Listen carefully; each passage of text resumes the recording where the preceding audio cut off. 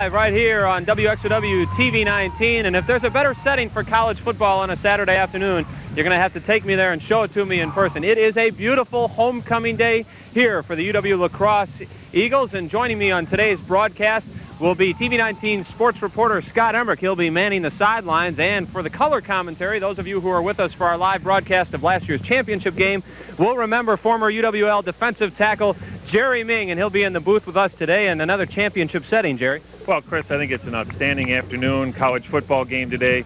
The Eagles are riding the crest of last year's national championship. Every game becomes a big game, and they certainly can't have to guard against the letdown. But I think Coach Herring will have the squad ready today.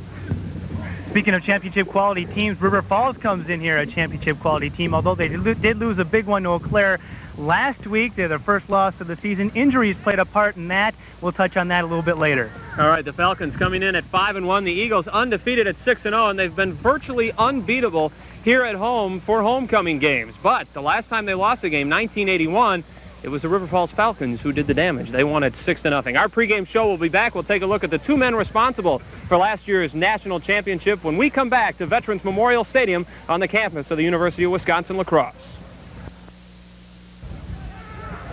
And welcome back to Memorial Stadium, the site of today's homecoming game between the River Falls Falcons and the UW La Crosse Eagles. Now, last year, we televised the homecoming game for you. We're proud to say that in the last two televised homecoming games, the Eagles were undefeated. Last year, they beat UW Eau Claire 35-7, but missing from the sidelines for the first time in 24 years was head coach Roger Herring. Last year, he was recovering from multiple bypass heart surgery after having some problems following the second game of the season. As I said, it was the first time he missed a homecoming game in 24 years. In his absence, defensive coordinator Roland Christensen took over as acting head coach and, of course, led the Eagles to the national championship. But this year, both gentlemen back in their accustomed roles.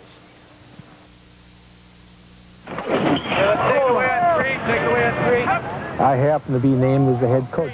That's the way it is on paper. But we all know Chris's contribution and Barry's and other people on the staff. Those contributions led the Eagles to a 9-0-1 record during Rogers' absence and a national championship. And while all of the assistants shared in that success, it was Roland Christensen who found himself in the spotlight. And there is one coach, Roland Christensen.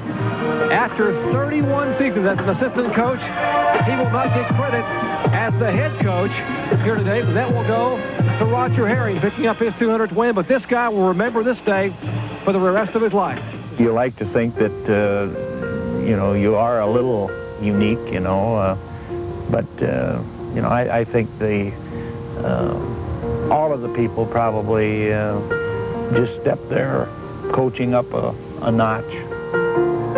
What the Eagles accomplished last season under extraordinary circumstances was due to a rather ordinary solution. Well, Roger makes a comment every once in a while, well, I guess we're going to have to go to Plan B. Well, we just went to Plan B.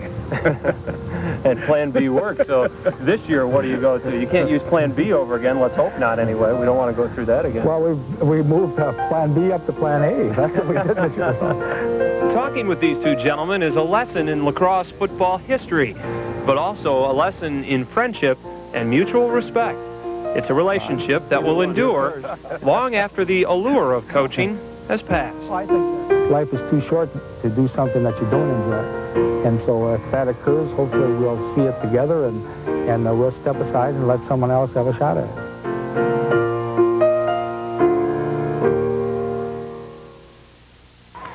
Two very well-respected gentlemen in the football community and in the lacrosse community, and they assure me that they are not quite ready to step aside and let somebody else take over the reins. They'll be in charge today as the Eagles take on the Falcons, putting their unbeaten record on the line. As we mentioned, it's homecoming, and lots of football alums and other alums roaming around the stadium, and roaming with them our very own Scott Emmerich. Scott? Thanks a lot, Chris. As you said, part of the tradition of homecoming is we get to catch up with some of the old football players, and joining me right now is former UW La Crosse offensive guard and center, we'll just call him an offensive lineman, from the championship years of 1988 and 89, Gary Larson. And Gary, I know you were the object of a recruiting battle between River Falls and La Crosse. Why La Crosse? Well, I chose La Crosse because my brother, who played football at River Falls, was too close to home. And they came off a championship year in 1985, and after the championship year, I decided that this would be the place I wanted to play football. This rivalry kind of has a family affair for you guys, with your brother playing at River Falls and you coming to La Crosse. Well, it sure does. He played, was a guard at UW River Falls in 1983 and 84, and always gets the Go Big Red cheers from UW River Falls and cheers for the Falcons. And of course, when it comes down to the battle, La Crosse and River Falls, I cheer for La Crosse, and of course he cheers for River Falls. I imagine not a lot has changed in this rivalry, River Falls and La Crosse. How heated was it when you played? Well, my senior year, we played him here, and it ended up 25-23 with Chris Schumacher kicking a field goal with about 40 seconds left in the game. And anytime River Falls and La Crosse get together, it's a big rivalry. It doesn't matter where it's played. River Falls plays La Crosse tough every year, and of course when you're La Crosse and when you're on top most of the time, every game you play that these teams are trying to knock you off, and River Falls is no different than any other team. That game you brought up, I recall, I remembered, I was there. That game won the conference title for it, yeah, didn't it? That was in 1989, yeah. Chris Schumacher kicked the field goal with about 40 seconds left, and that was the conference championship, and then we went on into the national finals against Westminster. What does it mean to come back here to Memorial Stadium and still see the team succeed and have the tradition carry on? Well, a lot of, the old saying, the more things change, the more they stay the same. All the same coaches are here when I played here, and the coaches are good friends and good people, and the players, I even coached a few of them that are still playing, that are seniors now. So it's always nice to come back and cheer on the old alma mater and watch La Crosse play. Gary, thanks a lot for your time, and go enjoy the game up in the stands. All right. When we come back, our pregame show will continue. Chris and Jerry will be back with some pregame analysis.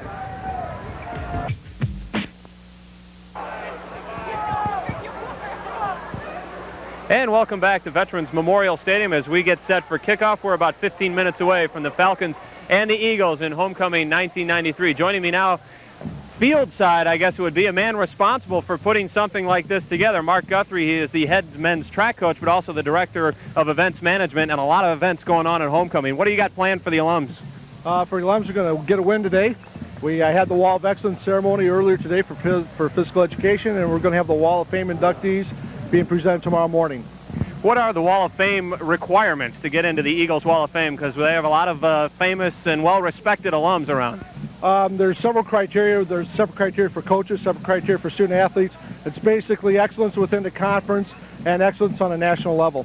And you know something about excellence on a national level. Your track teams have been churning out championships almost at a dizzying pace, at least for us to try and keep up with you guys.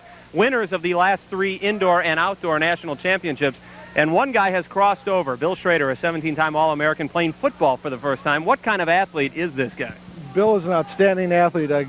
He was gifted by God with all these abilities, and now he's going to football. He played football in high school but didn't play until this year, and has demonstrated that he has the speed and he's willing to take hit. We found out a couple weeks ago. So I think he's really enjoying it. This is really something very fun for him to do. And we look forward to seeing him explode on the field today. You keep everything running in order. We appreciate you joining us here on the pregame show. Thanks for being here and televising our game. Hey, we like to do it. It's fun time. Mark Guthrie, the head men's track coach and also director of events management for the University of Wisconsin-La Crosse. We turn back now to Jerry Ming, who will be providing the color commentary for us. And as we mentioned at the top of the show, he was a defensive standout for the Eagles back in the early 70s. And Jerry, some of your fondest memories of homecoming are? Well, I think more than anything, the festivities, the alumni, the parties, everybody coming in like that, but most importantly, the victory. You win a homecoming victory. It's your turf in front of your fans and your alumni. You got to come out of here with a W, and that is, we did it all 4 years I was here, and that's the greatest thing. It's been almost 20 years since you walked on this hallowed ground at Memorial Field protecting this turf for the Eagles. But Jerry, you've been gone a while, but you're not forgotten. Here's what Roger Herring had to say about Jerry Ming, not the commentator, but the player. Always came in great physical shape. He was a state half-mile champion. I think he ran around 1:59, so he always came in great physical shape, and that's one of the areas that he excelled in early in the season by winning that just about every year. And being a defensive lineman with his size and so forth, that always kind of got the eye of his teammates. And Jerry's one of those people that could play every snap from the beginning of the game to the end because he had great endurance and great determination, so that's why he was an outstanding defensive player. Jerry Ming voted the top defensive player by his teammates. The Top Rock Award, the hair's a little shorter, you don't have the pork chops anymore, and you still look like you could play the game, Jerry. I couldn't, though. I really couldn't. It was That was a surprise to me. I did not know you were going to do that. You caught me off guard with it, but it's being a part of a program like this is every kid's dream, and I got to say I was honored to be a part of it. I really was. It was great. Well, we're glad you could be a part of our broadcast, and when we get back, we'll get to the X's and O's. You know, that's what we pay you the big bucks for. We'll get into the pregame analysis of the Falcons and the Eagles when we come back to Memorial Stadium here on the campus of the University of Wisconsin-La Crosse. And kickoff fast approaching, just about 10 minutes away from homecoming 1993. The 5-1 River Falls Falcons visiting the 6-0 Eagles. And this is a team, Jerry, the UWL Eagles, unbeaten in their last, what is it now, 19 games. They haven't lost since knocked out of the playoffs back in 1991. But they've had some tests this year. As being defending national champions, they've been in some very close games. Well, I think one of the biggest things that's happened when you're on top, everybody's gunning for you. You know, they rise their level of play, their emotional level comes up a couple notches, and they turn it up, and you're always ready to play the big teams. I think for La Crosse to win the game today, they have to do some things very fundamentally, very sound, very effectively, because River Falls is not a slouch team, and we've seen the Eagles be in a couple close games here recently, but because they're such a good team, they find the notch to do it when they have to. And just like last year, one game it might be the running attack, one game it might be the passing attack. Jason Gagnon had a great game last week against UW South. Well, I think that's one of the things that makes the Eagles so effective is Gagnon comes back. He's a seasoned quarterback, and you talk about the level of experience and what it does for you. When you get in crunch time, you don't want your quarterback to panic, and Gagnon, he's proven the test, and he's won everything that he's had to do so far for him. And the defense has played very well. Last week they shut down UW South in the second half after being tied 14-all. But a different test today. The River Falls Falcons run that wishbone offense. They're the only team in the conference to do that. One of the very few in the Midwest that run that kind of offense, and that poses different problems for a defense. It really does. One of the keys to the wishbone offense for the Falcons is their quarterback, and he's their second leading rusher. The Eagles have got to be able to stop the quarterback, they've got to be able to stop the dive man, and they've got to be able to stop the pitch man. And you miss one responsibility, one assignment, and the guy's gone for 10 yards. It's a very explosive offense, but the defense of the Eagles, I really believe, is ready to handle it. Last week, the starter, Adam Cowles of River Falls, did not play in that upset loss at Eau Claire where they got beat 33-6. He had a sprained ankle, but he is expected to play today, and they say that he's in pretty good shape.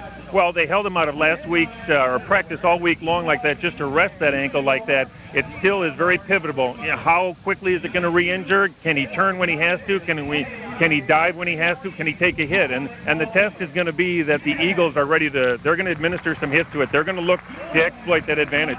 Traditionally, the Eagles have played very well against the River Falls wishbone, and they will have to do that today if they're going to be successful and keep that unbeaten string alive. Let's go over to Scott Emmerich, who had some final chances, or a last chance to talk to the coaches before kickoff. Scott?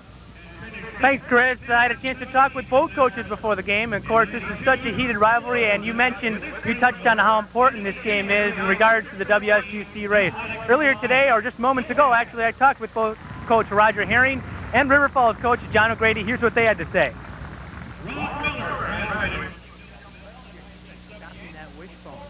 Well, we know the wishbone will come in. They're well prepared. They have a great coaching staff. They have a very fine football team. So we know every year we played River Falls, it's been a ball games. I'm sure this will not be any different. That's another thing I wanted to touch on. A lot of pressure, a lot at stake in this ball game. Very important. Do you kind of shy away from the pressure as a coach, or do you kind of harp that on the players? Do you want them to know that this is a big game? No, I think that you really want, the players, and both teams know it's an important ball game.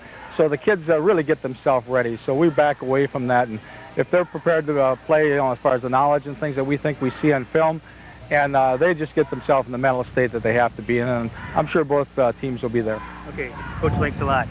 John, on the other hand, you battled some injuries last week against Eau Claire. Your quarterback, Adam Coles, what's his status right now?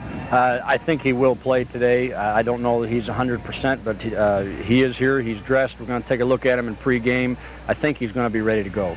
Tough loss last week against Eau Claire, an emotional loss, losing pretty big up there. I don't want to say you guys were looking ahead, but this is a big game for you guys. How do you guys bounce back from a loss like that? Hey, we, as Roger said, we just try to look at it game to game and try to get as well prepared as we can, try to get our guys to go out and give as good an effort as they can. We have to forget what happened last week. That's all over. There's nothing we can do about it. We got to get ready to play a good one today. Okay, thanks a lot, Coach. Yep. Appreciate it. Well, the coaches are ready, the players are ready, Chris and Jerry are getting ready, the fans are ready, we're all ready. Let's play football. That's the final word before kickoff. Coming up next, the kickoff. UW La Crosse hosting River Falls Homecoming 93. Chris Roth and Jerry Ming have the play-by-play next on TV 19.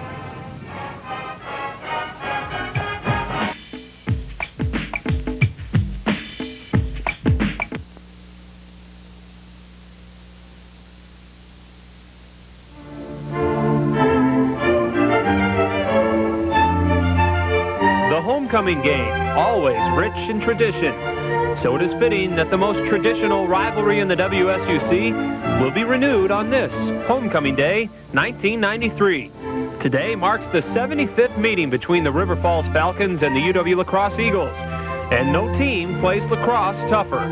We know that every year that we play against River Falls, they're very well prepared. The coaches do an outstanding job of getting their kids ready. River Falls, they could have the worst record in the league, and they'll come and play us like they're the best team in the league.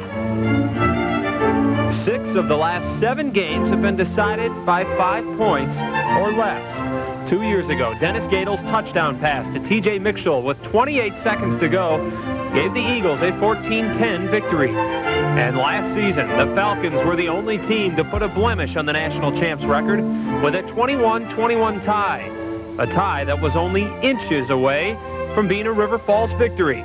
And it was all the motivation needed to send the Eagles on their way to the national championship. The best thing we can take out of this is the fact that last time the lacrosse team was tied someone, they went on to win a national championship.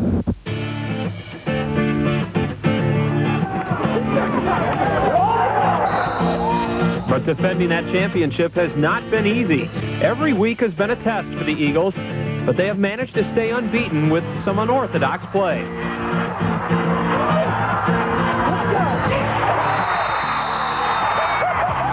But a loss to their longtime rivals today, and their 19-game unbeaten streak is over, and they can all but forget about a conference title, which would end any hopes of repeating as national champs. So today, much on the line as the River Falls Falcons and the UW La Crosse Eagles meet for the 75th time. Welcome back to Memorial Field on the sites of the University of Wisconsin La Crosse. WXOW TV 19 proud to bring you live Wisconsin State University Conference football as the UW La Crosse Eagles put their undefeated record on the line, 6-0, and their top spot in the conference on the line as they take on 5-1 River Falls. The Falcons coming down after last week's loss, a surprising loss, really, Jerry Ming, at Eau Claire. Not surprising when you factor in the injuries to the quarterback, but most people thought a healthy River Falls team would come in here undefeated. I think that's one of the things that you count on week after week is that you're going to be able to run on all cylinders coming in. And they took a little bit of a sideways step last week when they lost Coles, and he didn't practice all week, but in our little conference with the coaching staff before the game, they told us that he's 100%, and I think we're going to see the Falcons at full ready. As you saw, a nice crowd on hand here. Beautiful setting for college football. The Bluffs overlooking Veterans Memorial Stadium, and you really can't find a better spot than this, especially with the colors changing in the Bluffs. They're turning now, and the Eagles turning their attention to their toughest conference test to date this season. And let's go down to midfield, and we'll have the coin toss for this game.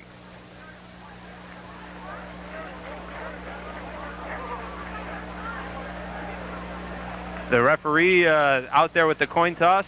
He's not used to television games. Oh, now he's got the mic. Today, let's listen. Football player side is the head, opposite side tail, head and the tail. Who's going to do it? While it's in the air, I'll catch it and turn it over. If I drop it, we'll do it again. Head. Heads is called. It is a head. You've won the toss. You may kick, receive, defend the goal, or defer that choice to the second half. River Falls has won the toss, and they've deferred to the second half. La Crosse, your choice this half. They want the football. You're going to defend.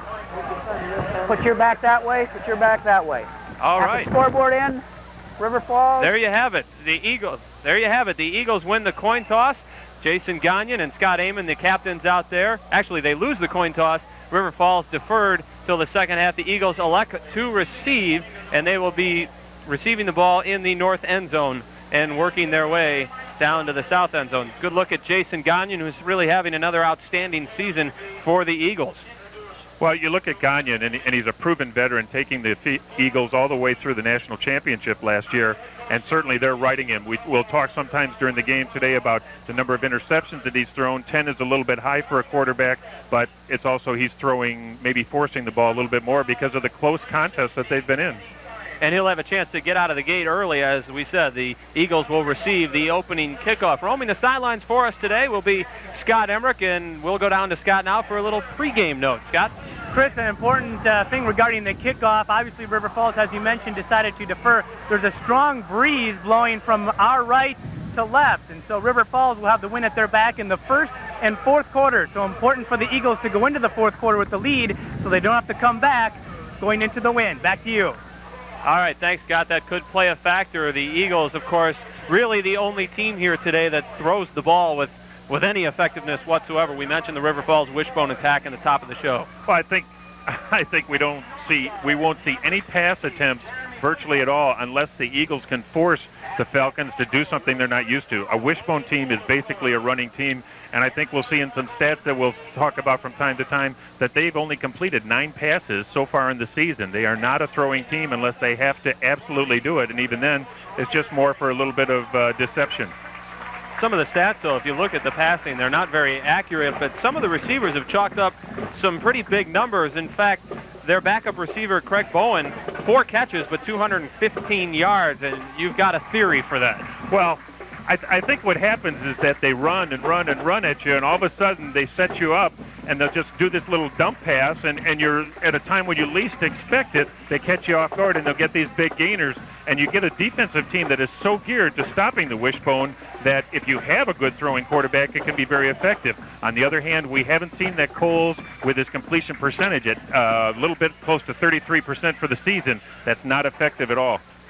And the starters for the Eagles being announced now in front of this very large homecoming crowd, as you might expect on a beautiful afternoon. And if News 19 meteorologist Dan Breeden is out there, Dan, we owe you one. It's going to be close to 70 degrees today, and that's not bad for October the 23rd.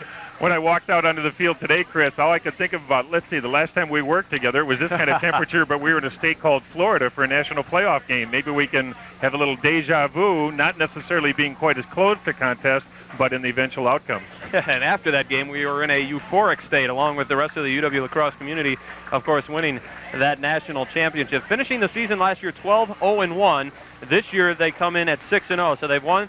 They're unbeaten, rather, in their last 19 ball games. And as we said in the pregame, the last time they lost a game was when St. John's knocked them out of the playoffs back in 1991. And when you look at the playoff situation, one loss really puts you at a disadvantage. Well, I think a lot of people don't realize is that you only take 8 teams, through the playoffs like that. Back in the days, the archive days when I played, it was only the top 4. They certainly expanded that format a little bit, but there are so many good quality programs out there that, one loss can virtually eliminate you. And you look at the conference standings, if the Eagles are knocked off today, that will present quite a logjam at the top of the conference, and the Eagles will close out the regular season at Eau Claire. So if they lose today and the Blue Golds keep winning, that could present a conference deciding matchup in the season finale up at Eau Claire. We are just about set for kickoff. The Eagles talking things over. We will return for all the exciting play-by-play from Veterans Memorial Stadium after this timeout.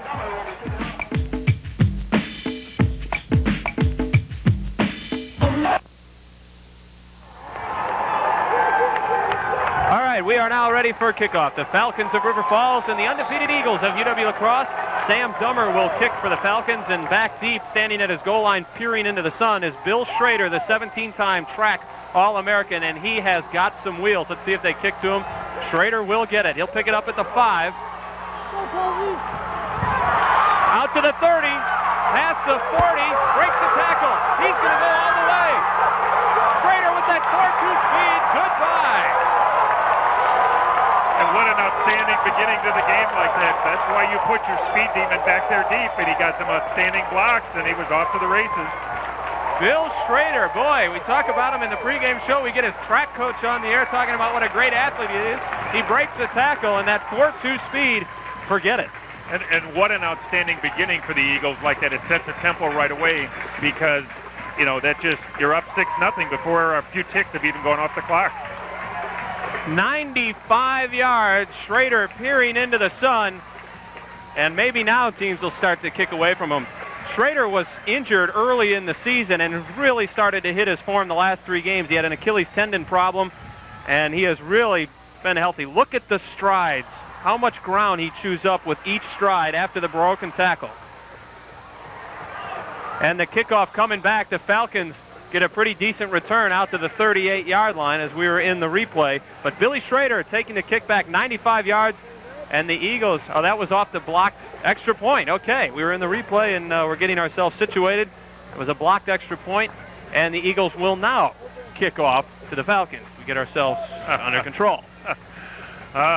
You hardly even got your seat in the chair, and Schrader's off and in the end zone like that. I'm sure there are people that were still walking in won't even know what happened like that, but what an outstanding display of speed. And it's one of the things we'll touch time and time again about the special teams for the Eagles is head and shoulders above the special teams for the Falcons. And we just got an outstanding, glimpse of it right there. So Jason Gagnon will have to wait a little bit before he goes out there and shows off his gun, because Billy Schrader, as we said, took the kickoff back. The extra point blocked. Brian Kelly had the kick blocked. And it's 6-0 Eagles with just 13 seconds gone off the clock. Brian Kelly will now kick deep to the Falcons. And Scott Emmerich has something on the kick return after, I'm sure, talking to Billy Schrader. Scotty? Chris, Billy Schrader has been waiting to break a kickoff all season. He broke one against Oshkosh, but had one called back because of a penalty. On this particular kickoff, he got great blocks from Joe Rohde and Trent Bloomer, and that sprung him for the score. Back to you. All right, Scott, thanks very much. Deep to receive for the Falcons is Craig Bowen. He's the receiver we talked about that has those 4 catches for a 50-plus yard average. So we'll see what kind of wheels Craig Bowen has as Brian Kelly kicking into the wind. So you see Bowen standing past his 10-yard line, but a squib kick by the Eagles. And Falcons pick it up short, and they'll be corralled down at the 40-yard line, their own 40, and that's where they will start, 1st and 10. Let's take a look at the offensive starters for the Falcons. Adam Cowles, the sophomore quarterback who missed last week's game against the Eau Claire Blue Golds with that ankle injury. The offensive line, there is a change on the offensive line for the Falcons. Jake Jensen will start in place of John Smithbeck, and there you see the backfield, Kyle Schultz, the leading rusher in this wishbone attack, and it's going to take everybody a little time to get used to that. The first dive, tackled for a loss, is number 19. Oh, we got to get caught up here.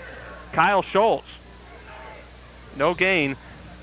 Actually, almost a loss of a yard there, but they'll mark it 2nd and 10 for the Falcons. We'll bring in the defensive starters for the Falcons, for the Eagles, rather, in just a moment. Here is the line. Jeremy Richter, Rick Schaff, the All-American, Lucian Adams, who had the last tackle. The linebackers, Matt Spellman, a freshman, leading this team in tackles. Scotty Amon, the All-American defensive back. Cowles back to pass, and wide open is number 25, Tyrone Evans. And Evans, a big gain down to the 31 of La Crosse. So much for our comments that Cowles can't throw the ball, but I think one of the things the Eagles have got to do is they have to also respect that receiver. We talk about the big yardage that they can get on the pass. It'll be because they totally neglect that receiver, and there you saw it. He had 10 yards of turf around him.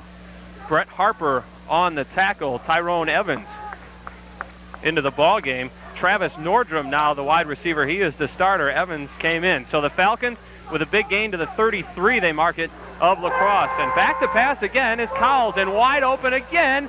Oh, what a sensational grab by Tyrone Evans. Obviously, there's got to be some type of a miscue happening there in the defensive coverage for the Eagles because he is literally wide open. The linebacker's looking at the cornerback's looking at the linebacker. We'll watch it on our replay here. There is not a body in sight to him. They are bringing Evans out of the backfield. He's in that wishbone attack lined up, and no one is picking him up coming out of there, and he's been wide open. That was a sensational grab by Evans. So the Eagles taking the kickoff back 95 yards, the opening kickoff for a score, and the Falcons ramming it right back down their throats. They're 1st and 10 at the 11 of La Crosse. Cowles, the option pitch to Chris Yerk, and he is tackled for a loss. Excellent defensive play, and we're going to talk about this many times. You notice how they took the quarterback out of the play right away, and then up comes the defensive number 28, Rob Morris, and he takes the pitch man, and everybody handles their assignment, and that's what will happen. So it will be a 2nd down and 18. They can get a 1st down at the 1 of La Crosse.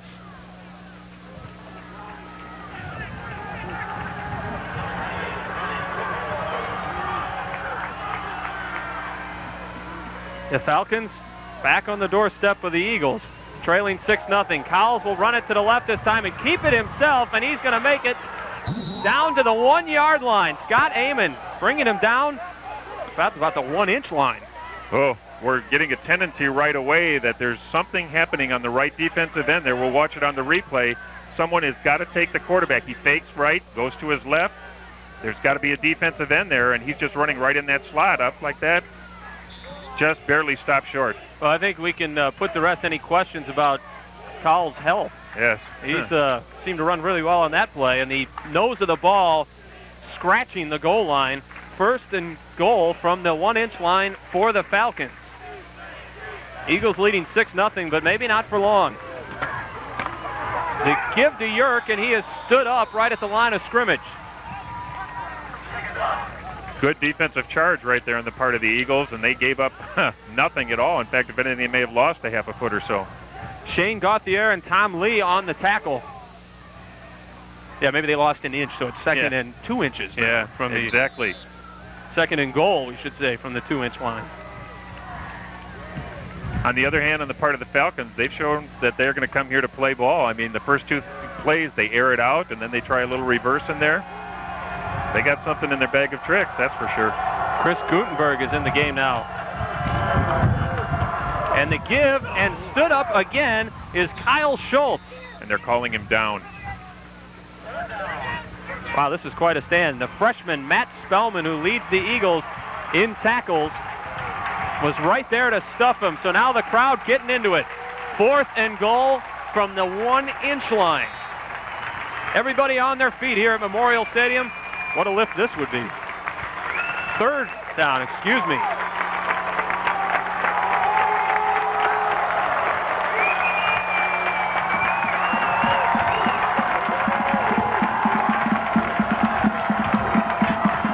I think he's doing an audible here. Oh, the Eagles are offside, but it's not going to matter. The touchdown give in there to Kyle Schultz. I think that's going to be offsides against the Eagles, and that touchdown will stand. Looked like Hassler came over the line. But there was some movement by the left end of the Falcons. Yep. Oh, they're going to say it's reactionary, so the touchdown's going to stand. Offside Eagles, but the touchdown stands. Number 19, Offside. Kyle Schultz. Refused. Touchdown. You know, it's not fair of Schultz to tuck in his jersey like that. You can only see half the number. Makes it very difficult for us and our spotters up in the booth. Yes, it does. So Roger Herring, after his team returned the opening kickoff for a touchdown, sees the Falcons march right back down the field in just over 3 minutes to tie the game at 6. And Sam Dummer, we'll talk about him later on, and the role he played in last year's 21-21 tie. Going for the extra point. The kick is up, and it is good. And just like that, the Falcons jump back on top, and they lead it 7-6 here in the first quarter of live WSUC football right here on TV 19. I promised you all week long that this would be a good game, and it certainly has turned out to be in the first 4 minutes. The Eagles taking the kickoff back, and then the Falcons coming back and scoring right away. You know, the Falcons finally knocked at the door enough times there. The Eagles were able to hold them for 2 downs and give them nothing when it was 1st and goal on about the 2-inch line, but finally they found a wedge there on the left-hand side and went over. And Kyle Schultz scores his 5th TD of the year for the Falcons, and they will kick again. And, gee, do you think they'll kick to Bill Schrader, who returned the opening one back 95 yards? Well, if you're an Eagles fan, let's hope so. They'll squib it and let it bounce out of bounds.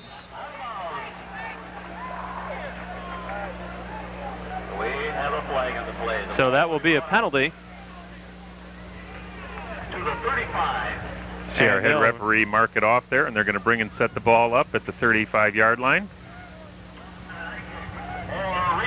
They want to re-kick. The Eagles want to re-kick, and I would too if Bill Schrader's returning kicks. They have that option, but when you've got a man like Schrader with his wheels, why not?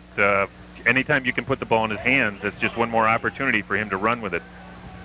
See if they maybe move Schrader around so that they can't avoid kicking to him. Let's go down to Scott Emmerich on the sideline. Scott?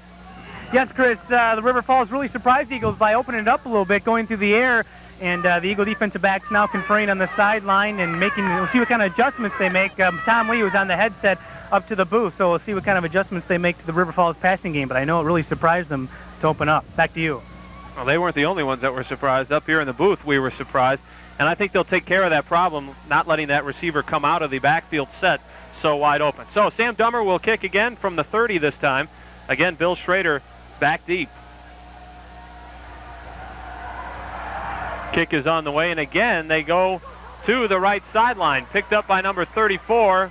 That is Toby Crouse, and he gets across, fumbled the ball, but out of bounds, and it should stay with the Eagles. And virtually the Eagles are in the same position had they taken the first option on the kickoff there. They're going to be at the 36. And they avoid a minor disaster there with the fumbling the kickoff. Let's take a look now at the Eagles' offensive lineup as they come onto the field. Of course, the quarterback, Jason Gagnon, will be at the helm for the Eagles, an All-American last year, ranked 4th in the NCAA in passing. The backfield, John Janke, 3rd on the school's all-time rushing list with over 3,000 yards. The senior has had an outstanding career here with the Eagles. So 1st and 10 from the 35. Gagnon looking for the deep out. Paul Kling turned into a defensive back almost to break that one up. Almost, and it was just out of his reach to get it, and he did the next best thing. If you can't catch it, you make sure that the defensive back can't catch it there either. Kurt Knuth on the stop there for the Falcons. The defensive line, you see him. They play a 3-4. Steve Walker, the leading tackle. Last year, Ryan Sin, number 44, as a freshman, led this team in tackle. They're a great defensive unit. Eddie Symes, the 2nd leading tackler on the team. He's got 2 interceptions. He's at that free safety spot. The Falcons defense led the conference in defense last year, and they returned 5 starters from that outstanding unit. So the Eagles will have their work cut out for them today. Trevor Rogers to give. He gets out to the 37. Steve Walker, the team's leading tackler, right there to stuff Rogers. Little counterplay on the part of the Eagles to misdirection, fake left, bring it back right like that. But when you're playing a 3-4 as a defensive team like that, your linebackers are extremely mobile, and they just collapsed right there and brings up 3rd and 9. Trevor Rogers, a transfer from Harper College in Palatine, Illinois. There were a lot of running backs in camp for the Eagles, and injuries have weeded them out, and Rogers has established himself as the starter with Janke in the backfield. This time Gagnon looking for Janke, and he'll have enough for the 1st down. Great grab by John Janke, and Eddie Symes right there with the hit. We're going to get a replay of this here. When you need big yardage, you go to your go-to man, and it's Gagnon to Janke. He'll take a shot. Now, I mentioned Janke, the 3rd all-time leading rusher in UWL history. He is 2nd all-time on the receptions list. So quite a versatile fullback coming out of the backfield. A senior from Black River Falls. And I think that was probably a very, very big 1st down for them because they were put back on their heels a little bit by the Falcons in their drive. The Eagles need to assert themselves here. 1st and 10 from the 47. They give to Rogers. He cuts back, finds a little hole, and gets out to about the 49, maybe the 50-yard line. And the whole linebacker corps just collapsed on him like that. You know, I think what we're going to have to see happen by the Eagles is they're going to have to spread it out because right now the Falcons are just gearing for that up-the-middle run. Steve Walker again on the stop. They mark the ball at the 49, so that'll bring up a 2nd and about 7 yards for the 1st down. The Falcons of River Falls leading this game 7-6 with 9 minutes left here in the 1st quarter. Homecoming day, 1993. Gagnon back to pass. Gets rid of it to Tabor, who couldn't hold on. And that was a good release on the part of Gagnon. He avoided the rush like that, did a little sidewinder throw like that, and it was a catchable ball. Mark Howry there on the stop for the Falcons, and that'll bring up 3rd and 7. We're seeing some intense defensive pressure by the Falcons right away, and it's something that I think in our pregame talks when we were looking around, we didn't expect that out of them. A solid defensive unit, 3rd and 7. Bill Schrader has checked in for the Eagles. He is to the near side. Paul Kling up top wide on the left, the leading receiver for the Eagles. They set up the screen, read very well. Eddie Symes just stuffed that one out before it had a chance to develop. And once again, they went to a 4-man front like that, but then they also brought some linebackers, and that offensive line on the part of the Eagles has got to give Gagnon some time. You want to set up that middle screen, but you also got to clear a path for him to run it. Roger Moeller was coming hard at Jason Gagnon. Brian Kelly will be back to kick. the junior averaging 40 yards a kick this season. And they'll let that one bounce wisely. Eagles touch it at about the 17-yard line, so the Falcons will get their second possession from there. We're going to have to see how the Eagles have made their adjustments in order to stop the Falcons, because they virtually ran at will when they went down the field in their touchdown march. There's a good look at Jason Janke, last year's leading receiver and the WSUC Conference MVP, now an assistant coach for the Eagles. Had a tremendous year last year and so key in their playoff drive down to the national championship. Shut out a little bit in the national championship game, but if it weren't for him in the 3 playoff games prior to that, they never would have made it. Well, I think it's also key. He was shut out because they were double covering him, and that obviously opened up everybody He was not else. a secret any longer. The early give to Kyle Schultz, and he is wrapped up by Jimmy Ruffshaw. Just bear hugged in the middle like that, and it was only a gain of about 2 yards. And I think what we're going to see now is a little bit more, things are going to settle down. We're going to get away with the frivolities and just an all-out grudge match like is typical of the WSUC. Good look at Jimmy Ruffshaw, who has stepped in the place of departed linebackers Mike Bright, who had an excellent season last year, an All-American, and Ruffshaw stepped right in. He was the Conference Defensive Player of the Week after the big blowout win over Oshkosh, in which he had 11 tackles in that one. Second on the team in tackles to Matt Spellman. Kyle's back to pass again, and this time that play is well covered by the Eagles, broken up by Scotty Amon and Tom Lee. Oh, they took the ball away from each other. Excellent coverage, excellent coverage. We're going to watch a replay here. And you talked about the adjustments. Tyrone Evans coming out of the backfield was not open this time, so Kyle's had to look for Nordrum, and the safety Tommy Lee, who's having a sensational season to date, and Scotty Amon were there to break it up. A little bit of stickum on the hands, and Lee would have come away with an interception, but it's a little bit of stickum and a little less of Scott Amon. Exactly, but it's great to see them cover it and not leave that open. 3rd and 8 now for the Falcons from the 21-yard line. Cowles runs the option pitch, given out to Chris Yerk. Good blocking on that one, and he'll get the first down. They're leaving that pitch man go just a little bit too long out there, and the secondary and the linebacking core of the Eagles has got to roll up to take away that play. I think maybe they got so conscious of letting that man go deep for a pass that they were sitting back on their heels just a little bit, and he picked up the first down. So the Falcons offense showing some diversity. Let's go down to Scott Emmerich. Chris, I just picked up something Tony Christnovas was telling his Eagle defensive back. Keep an eye on number 25, Tyrone Evans. When he's in the game, that's when they like to pass. And when he's not in the game, they'll usually stay on the ground. Back to you. That's a good key for us to watch. And last time he was in the game, well covered by the Eagles. But 1st and 10 from their own 35, the River Falls Falcons. The early give to Schultz, and he breaks the tackle at the line, still going, and dives out close to another first down. Should have been stopped at the point of attack like that, and I think it just shows the leg strength because he would not be denied, and he just kept driving on through. And they do give a first down. Kyle Schultz from Baldwin, Wisconsin, the leading rusher, and scored earlier in this game. That put the Falcons on top, 7-6. You know, this Falcon offense is used to putting 300-plus yards per game, you know, onto their statistics sheet like that, and I think we're seeing why. They do have a solid running game, and they also have shown us they've got a passing game, too. They average over 300 yards on the ground. There's a tackle right at the line of scrimmage.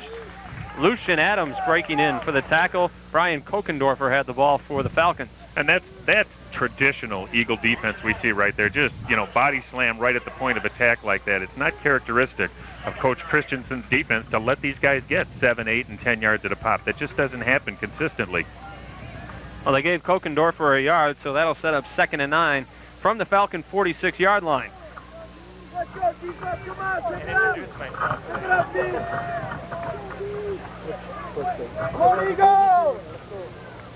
They'll run the option. They'll ride it out to the right. Cowles holds on to the ball and goes down at the 49.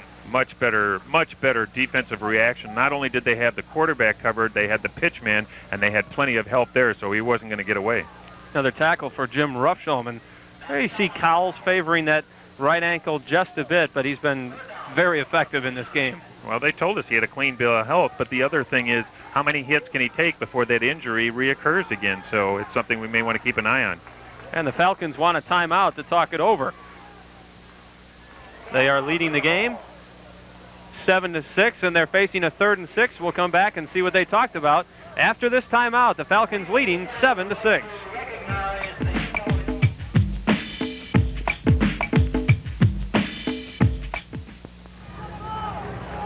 The Falcons of River Falls leading the Eagles 7-6 in the first quarter on homecoming day, and the Falcons facing a 3rd and 6 from their own 49-yard line.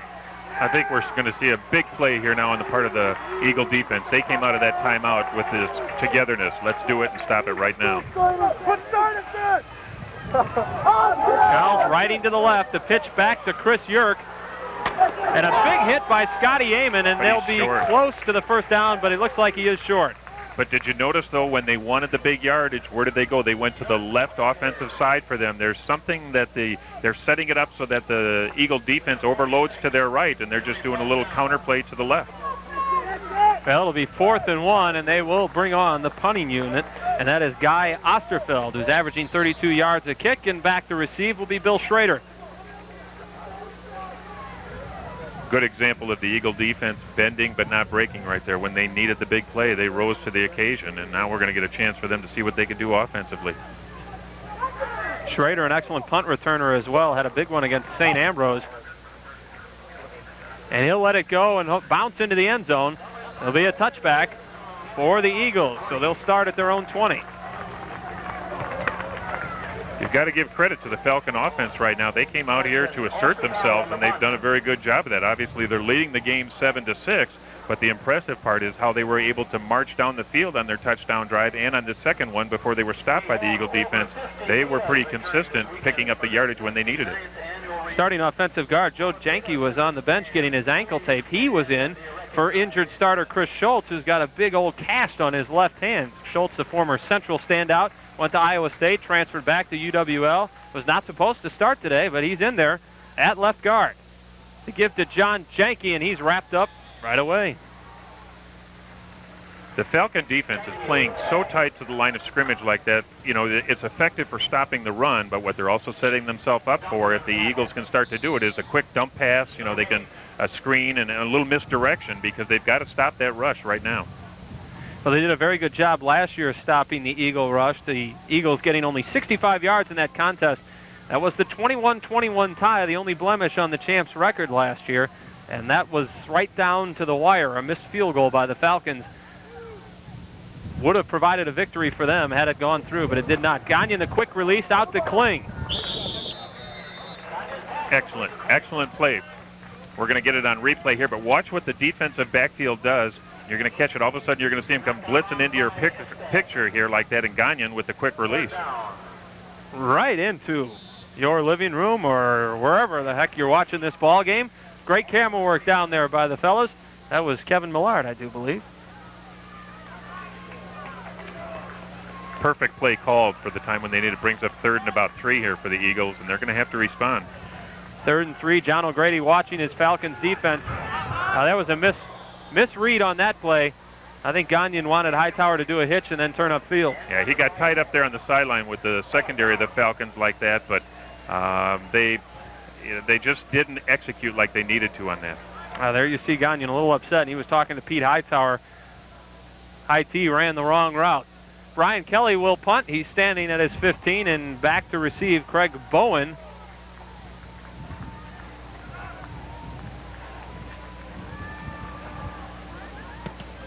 Another squibber. Bowen picks it up. Good coverage. He'll go down in a hurry.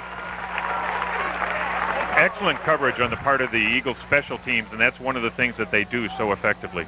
We saw one of the Eagles linemen being taped up. Scott Emmerich has that report. Scott?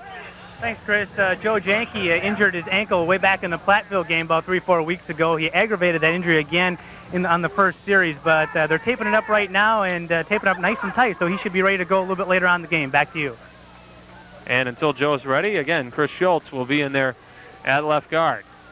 So the Falcons will start 1st and 10 from their own 36-yard line. They lead at 7-6, 3.5 minutes left to go here in the first quarter. Cowles back to pass. Nordrum open and a nice grab. Tom Lee on the defensive play, but Nordrum had enough room to make the catch. What an excellent throw by Cowles. You know, we were sitting here looking at the statistics beforehand, and we weren't giving him much credit for throwing the ball well, but we're going to get a good replay display here of what he can do. Fakes inside, rolls out like that. There's nobody pressuring him. The Eagles really went for the fake, and here's an excellent catch. Travis Nordrum, the leading receiver on the Falcons. That's his 12th catch this season. He does have 3 touchdowns as well. So in Eagles territory again are the Falcons at the 44. Give to Schultz. He's got room. Down to the 32. Defensive tackle number 79, Rick Schaff, just blew through there and literally ran right past. He was there before the handoff. You'll see him come into your screen here and he's going to shoot right past the play, right there. Oh, it's number 71, Lucian Adams. The hole was there. He just outquicked him. Rob Morris, the strong safety, in on the tackle. First and 10 from the 32 for the Falcons. It's been an impressive first quarter for River Falls, showing no ill effects from last week's upset at Eau Claire. They'll ride the pitch out to the left, and this time strung out well by the Eagles. Much better play. Number 28, Rob Morris, really fought off a block. He turned him back in like that, and then he got some help. Obviously, they picked up some yardage there. There you see the stats for Chris Yerk, who did a good job. The Eagles read the play well, but they didn't finish it off. Exactly, and that's it exactly. They did everything fundamentally, and then they didn't finish it off like that. And maybe that's a tendency that we're seeing on the part of the Eagles today, is that, you know, they're at the point of attack, and yet they're not tackling, and they're not bringing them down when they need to. Second down and 4 yards to go for the Falcons from the 26 of La Crosse. Give to Schultz up the middle, and he rumbles down to the 20, and another Falcon first down. Number 57 on the tackle on the part of the Eagles, but son of a gun, they are giving up yardage in 4 and 5 and 7 yard increments, and we're not used to seeing them do that. Joe Daniels, the linebacker there on the tackle, and the Eagles defense has been on their heels this first quarter. And that's not a good sign. I mean, certainly they set an outstanding tempo for the game with that opening kickoff return like that, but since then it's been all Falcons. So first and 10 from the Eagles 20. They'll ride the option to the right. Coles will keep it, and he'll go down at the 16. Cowles taken down by Shane Gauthier, and Cowles looks like he may have injured that ankle again. Yeah, he's going hurt. Down. It's the left ankle. I mean, we don't want to see anybody get hurt like that, but if you're an Eagle fan right there, that could be a key play. Yeah, let's take a look at Adam Cowles. Maybe we can get this replay again. He is hurt. He's in a great deal of pain. The training staff of the Falcons out there, and they can ill afford to lose Adam Cowles. I think that was proven last week in the loss at Eau Claire. Exactly. He's their second leading rusher, but so far today he's shown that he's really the captain of the ship, because he has run that option extremely effectively, and he's also thrown the ball with great authority. Jason Weinzerl will come in. He quarterbacked the team last week. He's a 6-foot, 180-pound junior, and he'll take over for Adam Cowles. Weinzerl had a tough game last week against Eau Claire.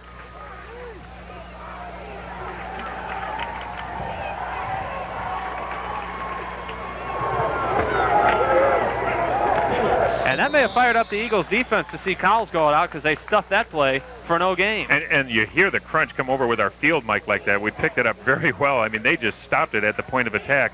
But a big difference right there, when Cowles was in, he faked one way and would run the other way. Even if he gave the ball away, he continued with a fake. That time Weinzerl just handed the ball and stood back as a spectator. Weinzerl threw for 65 yards last week against the Blue Golds. Rush for only 19, so it's a big difference, big drop-off between Jason Weinzerl. He's a veteran. He knows the offense, but just not the same kind of athlete. This time the pitch to Kokendorfer, and he's taken out at the 10, maybe inside the 10 to the 9. Still a lack of attack coming up from the Eagles secondary. They're waiting and making that tackle 5 and 7 yards downfield, and the key to stopping the option is you stop the dive man, then you stop the quarterback, and you roll up to get that pitch man before he gets ahead of steam. That was Dean Bauer, number 46, on the carry. Brings up first and goal. So Jason Weinzerl at the controls for the Falcons, and they still march down towards the goal line. They'll ride it to the left. The pitch out to Chris Yerk. And he'll go down at the 3. A gain of 6 there by the Falcons. They are still picking up, even here when we're down in the shadow of the goalpost. They're picking up yardage in big chunks, and that is scary if you're a defensive player. And that'll be the end of the first quarter. The Falcons knocking at the door once again, and they already lead the Eagles 7-6 here on Homecoming Day 1993. TV19's live coverage of WSUC football will return after these messages. The Falcons of River Falls leading the Eagles 7-6 as we get set to start the second quarter. The Falcons with a 2nd and goal at the 3. And starting quarterback Adam Cowell still on the sideline. Jason Weinzierl at the controls.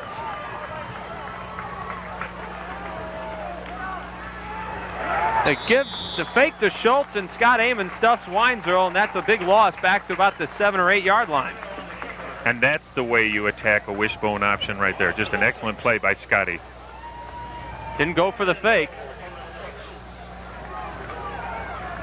There he was, and they talked about the key. The players, the key is responsibility. Let's find out about Adam Cowell. Scott Emmerich.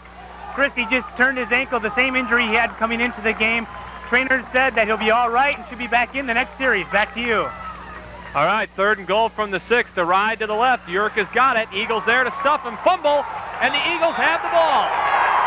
Big play, and that's traditional of Eagle defense right there. Make something happen when your back's there to the wall.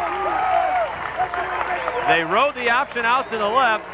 Well played. Paul Hassler at the point of attack, and then plenty Eagles there to stuff him. Shane Gauthier forcing the fumble, and Joe Daniels pounced on it. So the Eagles defense holds, and the offense will take over at the 3. And if you're an Eagle fan, how many times did you see that last year where your backs were against the wall? And I think it was 7 times in the semifinal game over Mount Union. You saw Roger Herring. Glad to see that play. So let's see if the offense can get clicking. Rogers rides it out to the 13. And that's the way you respond to your backs against the wall. You come out and just, you run for daylight right there. The junior from Racine, Wisconsin, the same town that churned out the Badgers running back Brent Moss, who's the 2nd leading rusher in the NCAA. Both of them from Racine. In fact, Brent Moss' cousin, Malcolm Moss, is a defensive back for the Eagles. The Badgers will play the Gophers tonight in a big Big Ten game. The Badgers trying to be unbeaten when they face Michigan at Camp Randall next week. The Eagles trying to remain unbeaten when they go to Iowa next week. John Janke carrying a load of people out past the 20 to the 21. We're seeing them with a little counter play, the dive, and they give it to Janke first right up the middle like that. But then the Falcon defense was going for that fake with the off-tackle play, so I think they might be setting something up to come back with later. Wade Oberpriller, one of the first to get his arms on John Janke. I think Janke is going to earn every inch of turf he gains today because the Falcons are gearing to stop the run. Yeah, they did it last year, and they're doing it again today. 2nd and 8 from the 16. Gagnon wants to go deep. He's got Kling, and it's overthrown. And that is nothing but a timing play right there, and Gagnon had the time, but he just needed one more stride to hit out there because Chris Esther had him well covered. That's a favorite route of Paul Kling, who has got 30 receptions this season. Well, 31. He had one in the first quarter. He is getting close to the all-time record, which is 53. In fact, he's on a pace right now to catch 50. So if he picks it up a little bit, he'll tie the all-time record set by an old teammate of yours. Dave Sager, probably one of the best pair of hands I ever saw in an athlete. Just an outstanding receiver. 3rd and 8 from the 16. Gagnon under trouble. Gets it off to Janke. Rumbling pass and out to the first down. Oh, what a play by Gagnon. That was just a little forward shovel pass right there, and he took a couple of licks afterwards, but nobody from the Falcons saw him take and do that little forward lateral shovel pass. John Janke picking up an important first down for the Eagles, and they're out to the 25-yard line. Yeah, and the Eagles starting to assert themselves a little bit offensively. I think in that first drive that they had, which was virtually non-existent, we saw them go nowhere, and they started to pick up a couple of first downs, which was really important. Pete Hightower into the game, split to the near side. Paul Kling up top. looking for Hightower, and overthrown. Again, it looked like a little miscommunication between Hightower and Gagnon. Well, I think Gagnon may have, he eluded the rush there and did a perfect job of stepping up into the pocket that was created. He might have tried to force a pass, and we talked earlier about the 10 interceptions that he's had this year. Maybe he's forcing the ball sometimes when he doesn't need to. Jason Gagnon had a big week last week, hooking up with Paul Kling-Mosley on a couple of touchdowns as they beat UW Stout 24-14 in a game that was tied at halftime. 2nd and 10, they give to Rogers. He's got some room out to the 31. Pickup of about 6, and that'll bring up a 3rd and 4. And we've got a player down in the field. That could be Joe Janke again. Scene being attended to by the staff here at UWL.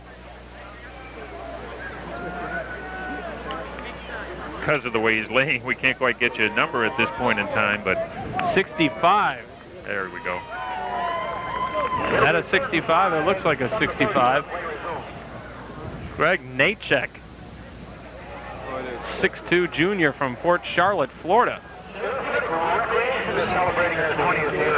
Hard to tell what they're looking at down there.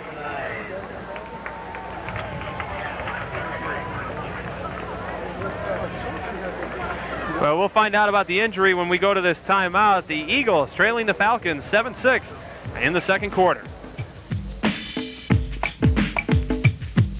The injured player, Greg Nachek, still on the field, and he'll need some help getting off. He's got a problem with his left leg.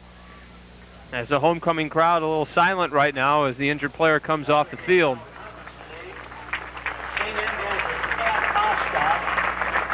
He's totally favoring that left leg there, ankle, knee, whatever. Keep our fingers crossed that a quick tape job and some miracle work by the training staff is going to get him back into action. The Eagles always deep on the offensive line, but that depth being challenged today. Joe Janke, who was starting, had an ankle problem, but I think he is back in the game. Chris Schultz, his backup's got a cast on his left hand, and now Nachek goes out of the ball game. Replaced by Eric Halverson. Looks like number 61 in there. 3rd down and 5 from the 30. They give to Rogers, and he's got some room. Trevor Rogers becoming very effective on this drive. And what acceleration there through the right tackle hold. I mean, we could have driven a truck through it, and you're going to be able to see that hole was wide open like it. And once he got into the secondary, he administered the hit. Rogers, the second leading rusher on the Eagles, has had some big games this year, and maybe a start of one today. Been very effective, as we said, on this drive, picking up a couple of first downs already. This sets up a 1st and 10 from the Eagles' 41.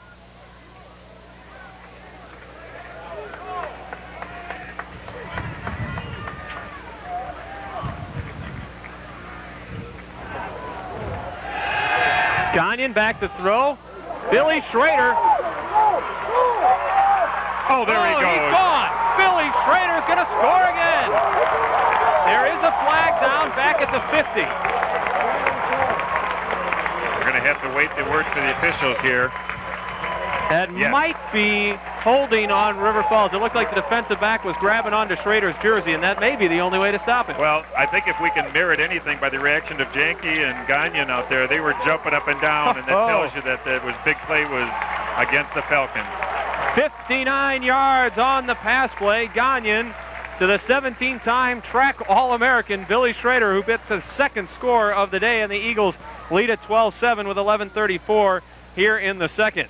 Your old heart has to start to race once you see Schrader out there. When you know it's a foot race, it's like it's almost baiting the hook for anybody to try and stay with Pass him. interference, defense, Yep. touchdown, will penalize half the distance on the extra point. Okay, so we go from the 3 to the 1.5. You know, it was right before the pregame I said to Bill Schrader we wanted to check our statistics. Billy, you got 4.3 speed, right? He goes, no, 4.2. 4.240. We see the Eagles line up for 2 points here to make up for the one that they didn't get on their last touchdown. Wishbone backfield, the early give. Now it's to Rogers, and he gets in. Trevor Rogers with a little high stepping there, and if anything, we're seeing that the Falcons are keying on the rest of the offense, and Rogers may be the hidden weapon today. Rogers and Bill Schrader. The two of them combined, it's 14-7. The Eagles back on top of the Falcons in the second quarter.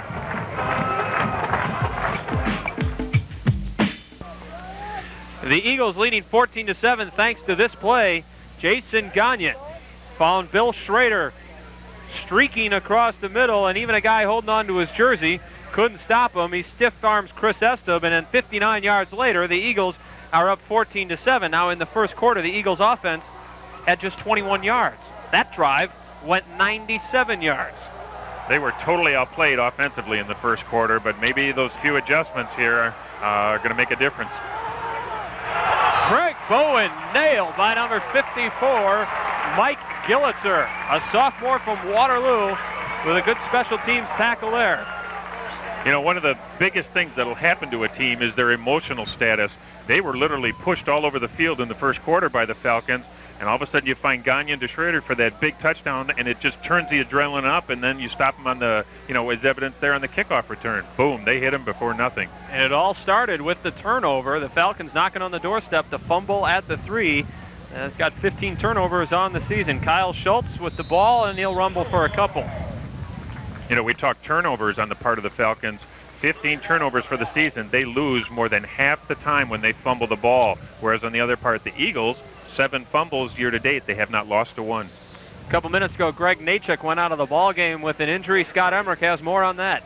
Chris, Craig Nattyshak rolled his ankle on that play that he was brought off. And Chris, they're dropping like flies down here. They're coming off the field quicker than the trainers can keep up. And I'm talking about offensive linemen here.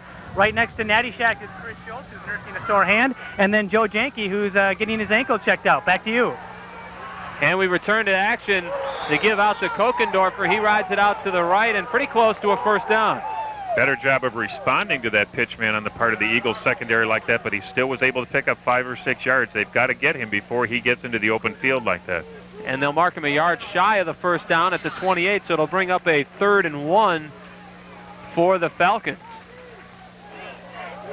And into the game, the key, we think, number 25, Tyrone Evans.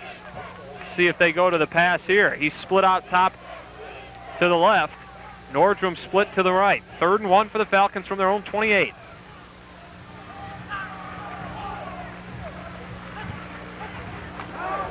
We're going to get a procedure penalty against the Falcons. It's going to take it back 5 yards. And that'll change the play call, I'm sure. But they were going to the run. They weren't going to pass with Evans in the ballgame. Well, we think they were going to the run. He was rolling that way for sure.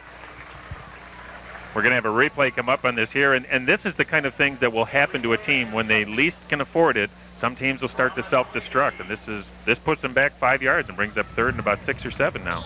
Scott Bleck, the right tackle, moved early on that one. So Evans looks like he's still in the game. Now that's Craig Bowen now who splits to the top. Nordstrom to the right.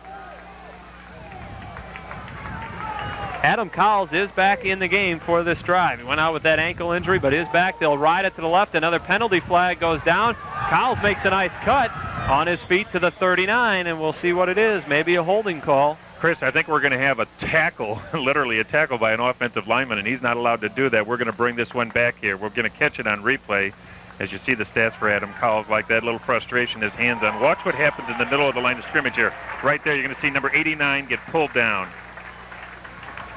Now they were grabbing Jeremy Richter and Lucian Adams. Looks like he almost got leg whipped down to the ground.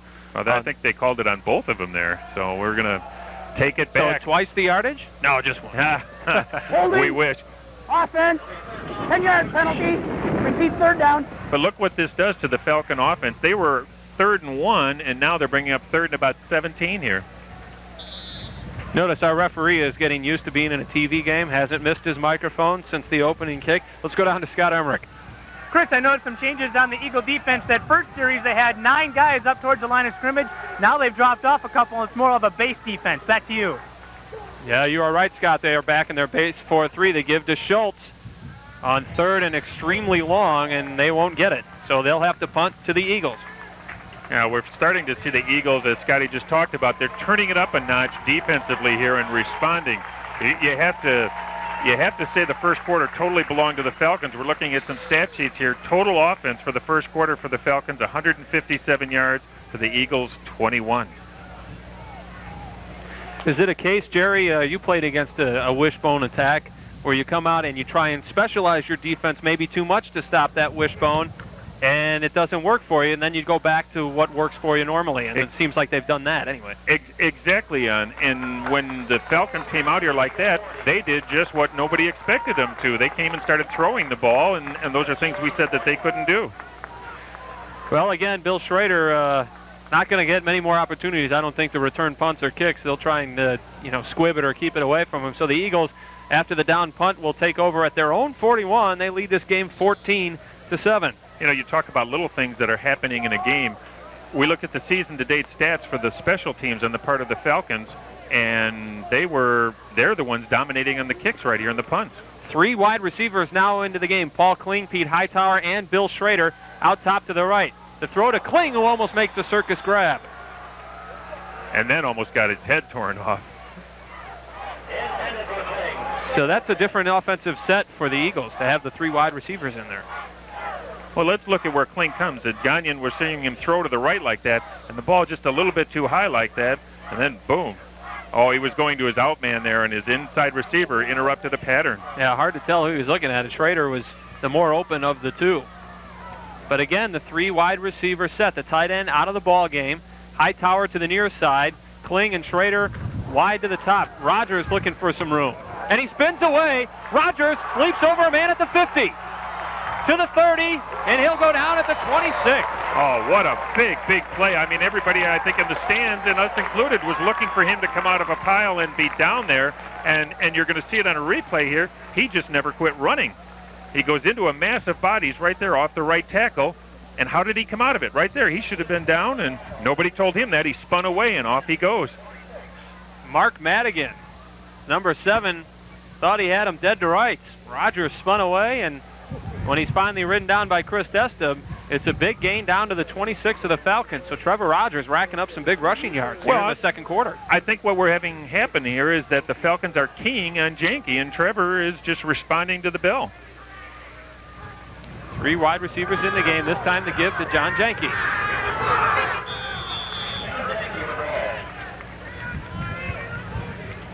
Gain of maybe 2 yards right there. Those linebackers they're almost playing a head-hunting game where they are keying on everything Janke does. John Melvin, number 99, with the stop. Been tough going for John Janke, the team's leading rusher, so far today anyway. Well, I think we're seeing deja vu of what happened in the playoff game last year where Jason Janke was totally shut out by the secondary of Williams of Washington and Jefferson. Those darn presidents. Exactly. But I think here we're seeing the Falcons key on Jason. 2nd and 9 from the 29 for the Eagles. Misdirection to Rogers. Nothing this time. Steve Walker and then Eddie Symes on the tackle for the Falcons, and that'll bring up a 3rd and 9 for the Eagles from the 24. Said the 29 earlier. It's actually the 24. I think it's time to air it out here a little bit. They need to go to the air, and I think we've got a chance to see some crossing patterns over the middle because they've been working the sidelines, and the Falcons have been trying to cover that defensively. Kling and Schrader. No, that's not Schrader. Schrader is up top. Kling to the near side along with Troy Harsey, number 88, who now goes in motion to the top. Gagnon back to pass. And the flag goes down. I wasn't sure if they were going to call that. They were trying to get Rogers out of the backfield. He got tangled up with Eddie Symes, and they will call it as pass interference. Exactly what we just talked about, because they were sending people down the sidelines. They're speedsters. That leaves the middle total open. You're going to see Gagnon plant himself, throw the ball, and trip right there. Or we'd have had 6. Yeah, it was definitely a catchable ball, so they did call it. And that'll give the Eagles a 1st down. Or will it? See the officials discussing it right there, and Gagnon has a couple of options to look at. Good look at the Eagles coaching staff. 1st down, spot foul. Yeah, it's at the foul at the point of, or the spot at the point of the foul. Thank you very much. Exactly. A little tongue twister there, but the most important thing is the Eagles come out of it with a 1st and 10. One of the stats that we looked at prior to the game was the number of penalties that the Falcons have had, and we've seen it come through. They stalled on their drive last time and took themselves from 3rd and 1 to 3rd and 16. Here we see them keep an Eagle drive alive with the interference penalty. 19 penalties for the Falcons last week against Eau Claire. They give to Rogers. Trevor Rogers down to the 2.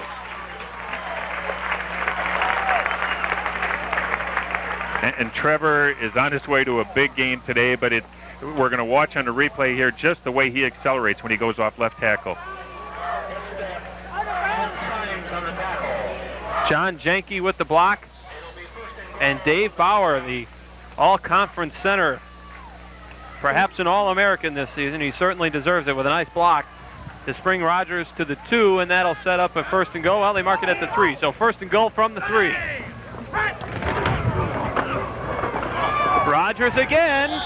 Touchdown, Trevor Rogers. And there we got a good display of what happens when they fake to Jenke like that. Everybody went with him like that, and Rogers just slid behind and went on the counter play. The Eagles have answered any questions after that first quarter. They have come out gangbusters here in the second quarter. Trevor Rogers goes in from 3 yards out, and the Eagles lead at 20-7. And Rogers, just enough of a little crack for him to slide in like that, and he made the goal line by 6 inches, and that's all he has to do. He's getting a little kudos from the coaches there that, you know, sometimes when you got key players who are called upon to do something, somebody else has to step in the role. And Brian Kelly gets the extra point to go, and the Eagles, after trailing 7-6, have come back to take a 21-7 lead, and there's still 7 minutes left to play here in the first half. We'll be back to Memorial Stadium. We'll stay at Memorial Stadium. Get a shot here of the Screaming Eagles marching band. You know, a couple of things, Chris, that we had looked at prior. You look at the season-to-date stats on the part of the Falcons and the number of penalties, the number of turnovers that they've had, and certainly it has caused them to go from leading this game to falling behind because they stalled themselves offensively. They also kept the Eagles' drive alive. But you got to be impressed with the way they came to play for the first quarter today, and they just ran roughshod for the first quarter. But on the other hand, the Eagles have made the necessary changes, and now they're controlling. And one reason for that control, that young man right there, Trevor Rogers, has been very effective here in the second quarter on that 97-yard drive that culminated in the Schrader touchdown. He picked up 3 first downs, then he picked up the 2-point conversion, and then this drive, he broke some big runs and then got to take it into pay dirt from 3 yards out to give the Eagles this 21-7 lead in front of a large homecoming crowd here at Memorial Stadium.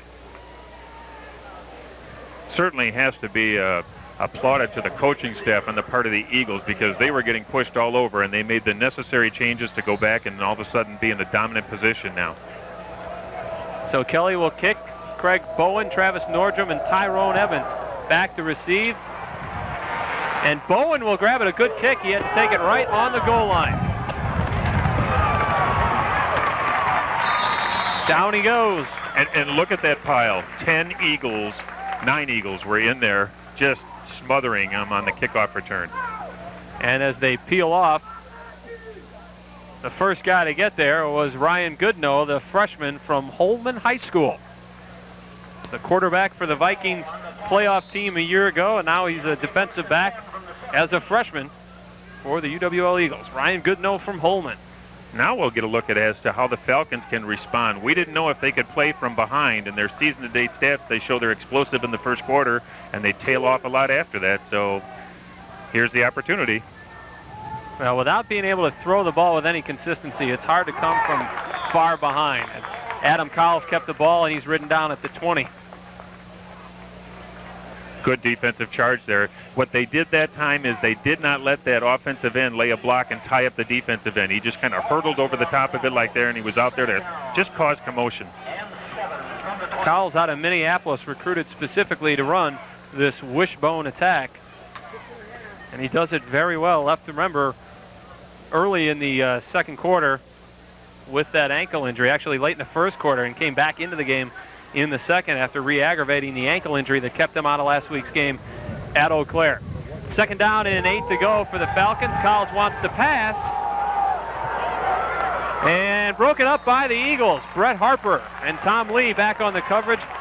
looking for Travis Nordrum, but well read by the defense. We're going to get it on our replay here.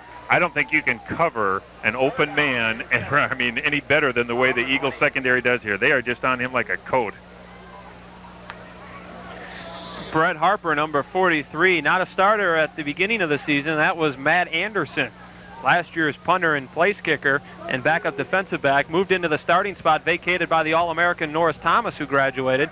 But in the Oshkosh game, Matt Anderson went out with a torn anterior cruciate ligament, so he is gone for the season. Brian Kelly took over the kicking chores, and Brett Harper stepped in and has played sensational at that left corner position. Movement again on the offensive line. I think what we had happen there, Chris, is, and you could tell it by the left receiver split out wide there, because he all of a sudden leaned in like he was trying to hear. I think we had calls going to an audible, and they were on the line of scrimmage so long that the offensive linemen forgot what they were there to do and what the count was. And again, it comes on a third and long play, which really backs him up. That was a delay of game call. Exactly. Delay, offense, third down.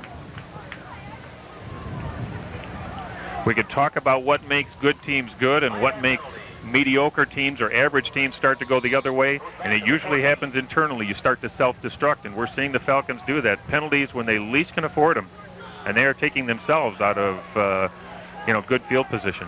So a third and long now from their own 14, third, and they call it 12. Nordrum to the near side, Tyrone Evans to the top. A long snap count by Cowles. He'll try and run it back the other way. Scott Amon there to meet him, and the Eagles stuff him again. Well, the whole key there was the left side of the defense for the Eagles there just had a brick wall for him to go, and you're going to see Cowles all of a sudden see everything in front of him, have to turn around and head the other direction.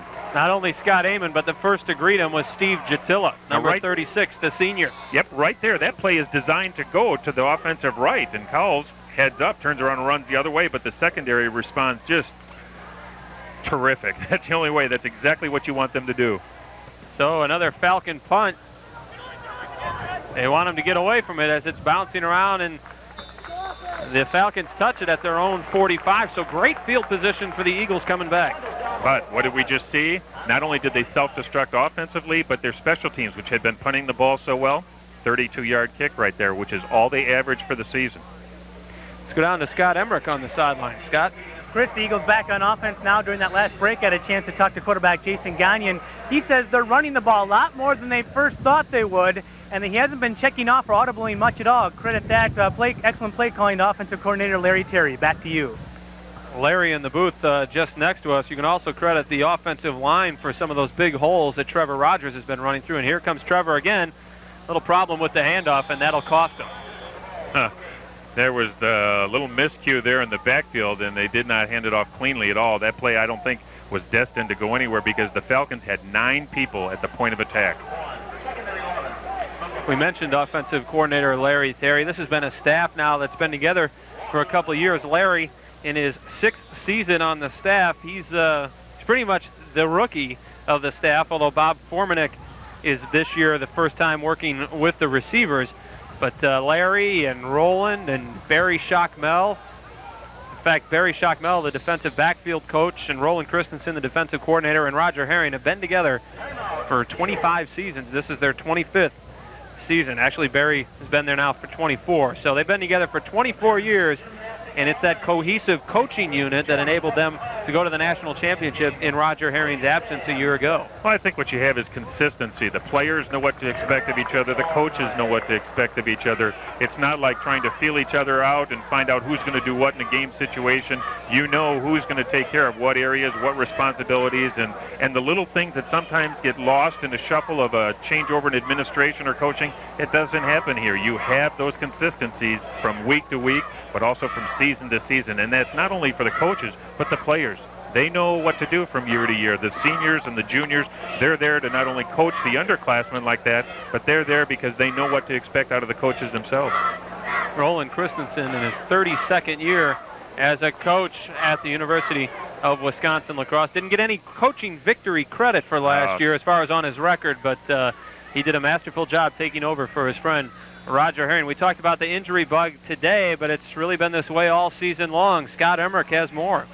Thanks, Chris. Ben Murray, running back, very instrumental in last year's national championship team, nursing a bum ankle. Ben, I imagine it's tough to watch. Oh, yeah, but the guys are sticking up right now, and it's just fun to be out here and watch them, be part of the team yet. But definitely I'd like to be out there and contribute a little bit. But with the score 21-7 right now, got to be happy about that. So let's put another one on before the half's over.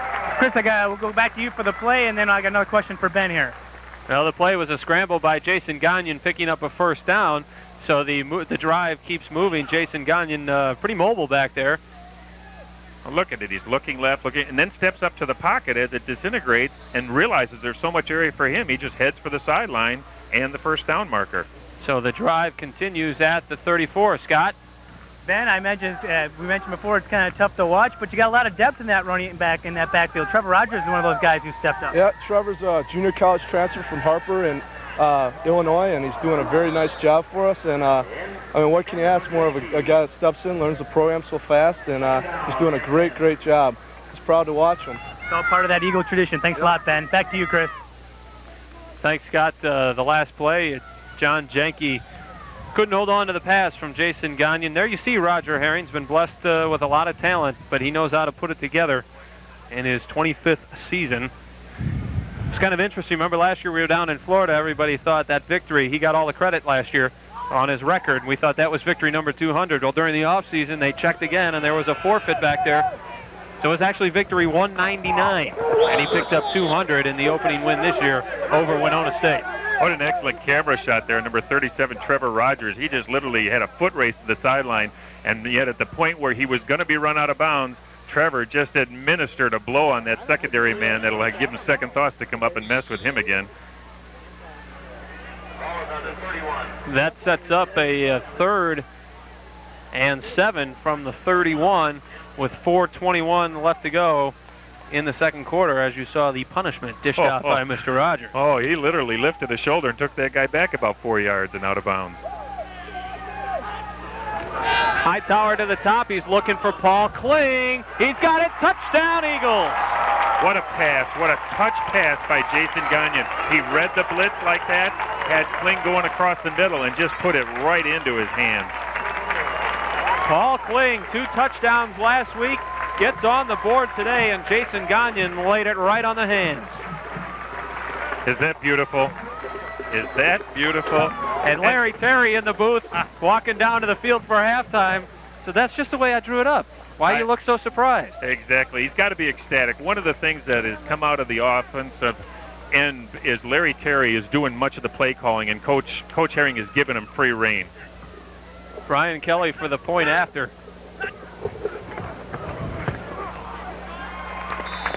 And the Eagles starting to pour it on the Falcons. They lead it 28-7 here in the second quarter. You know, Larry walked by us coming out of his cubby hole up here in the booth, and all I saw was his championship ring sticking out with a big thumbs up. And I thought that was yours. No. We never got championship rings. We got close, but no cigar. They don't give you a ring for the top rock award? They don't give you a rock for that award? No, there's a plaque over in Mitchell Hall and some other things, but more importantly, the victories that went with it. That's the most important thing like that. You know, guys talk about the commemoratives that you come out of here, whether it be championship rings, and there's certainly, I happened to have a chance last week, or 2 nights ago, see Mike Wagner, who played with the Steelers had 4 championship Super Bowl rings on his hands, and there's outstanding play there. Well, 2 guys that have a ring from a year ago, trying to get another one this year, and they hook up on a excellent play. Jason Gagnon to Paul Kling. 31 yards on the score. You really have to credit the talent of Gagnon there, because, I mean, that was a perfectly thrown ball. To hit a receiver like that, you know, downfield in stride, that just shows you how good of a quarterback he really is. So Brian Kelly to kick, Craig Bowen, Travis Nordrum, and Tyrone Evans. The Falcons have had a chance to practice their kick return game here in the second quarter. Bowen picks it up at the 5, out to the 25. And Brian Kelly perhaps saves the touchdown and the little extracurricular activity back at the 18-yard line. Eagles maybe got a little preoccupied there, and they had a little breakdown on their special teams coverage, something they do so well. They were only averaging giving up about 9 yards a kickoff return, and the Eagles gave up a big chunk here. And Brian Kelly, pretty good job for a kicker. He'll probably watch the tape of that and go, listen to me say for a kicker. Yeah. And get upset. He'll want to be. But nice job, Brian. You played like a linebacker there. He'll want to be Defensive Player of the Week for that. Well, we'll see if the Falcons can play from behind. Kokendorfer handling the high pitch from Cowles, and a flag goes down. Another penalty, and if it's on the Falcons, it is.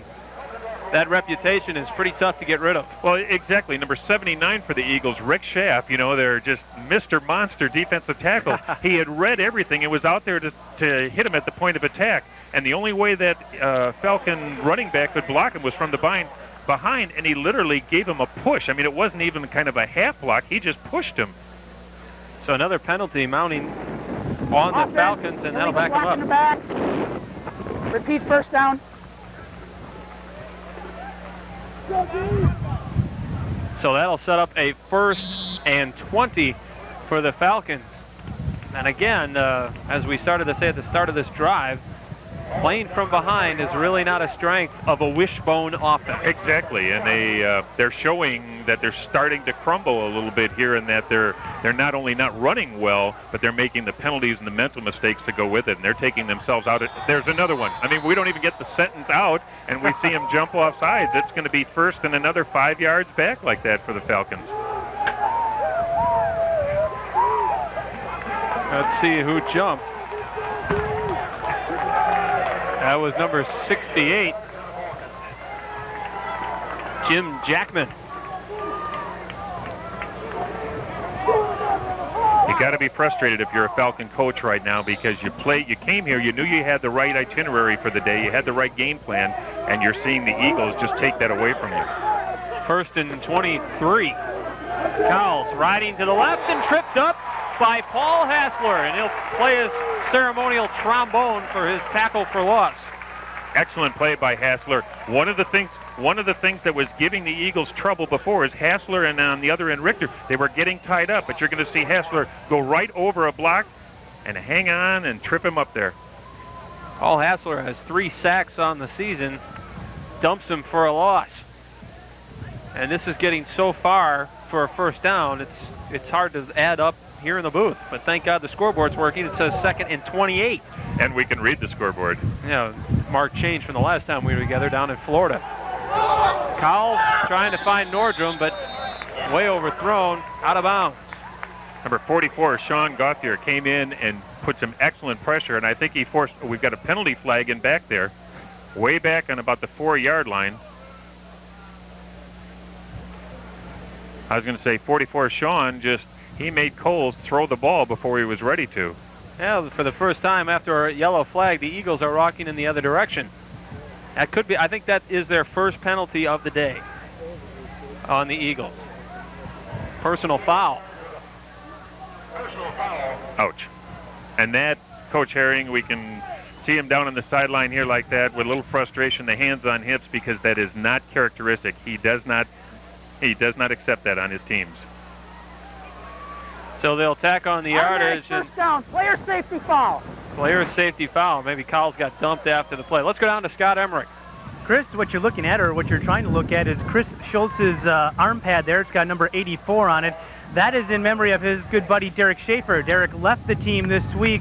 Derek was a receiver for the Eagles, and he left the team for personal reasons this week. So a little personal dedication from Chris Schultz to his friend Derek Schaefer. Back to you.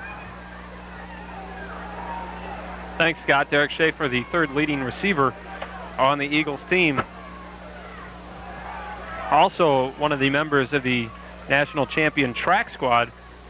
Now there's some problems there, and Lucian Adams all of a sudden came off his blocker and found Adam Cowles standing there, and he took him right to the turf. Well, and it was the defensive left side there. They fought off the block, and they disrupted the flow of that, which is something you want to do in the wishbone. The whole wishbone key is that it has to go from one player to another player to another. And when you disrupt it at the point of attack like that, you take them out of it instantly.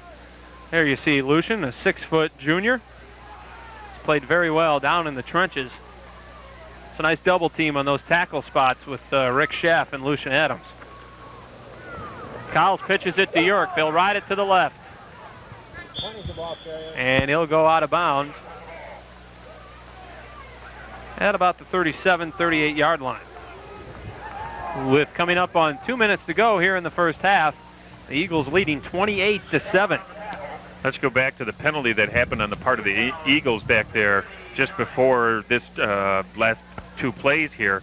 It was second and a whole bunch of yards, 25, 30, whatever like that. But with that player safety foul, it became 1st and 10. That was really a big penalty on them. Probably kept them from getting the ball back before halftime. We'll see what happens. 3rd down and 7 from the 39, and a great play behind the line of scrimmage. Shane Gauthier. Gauthier.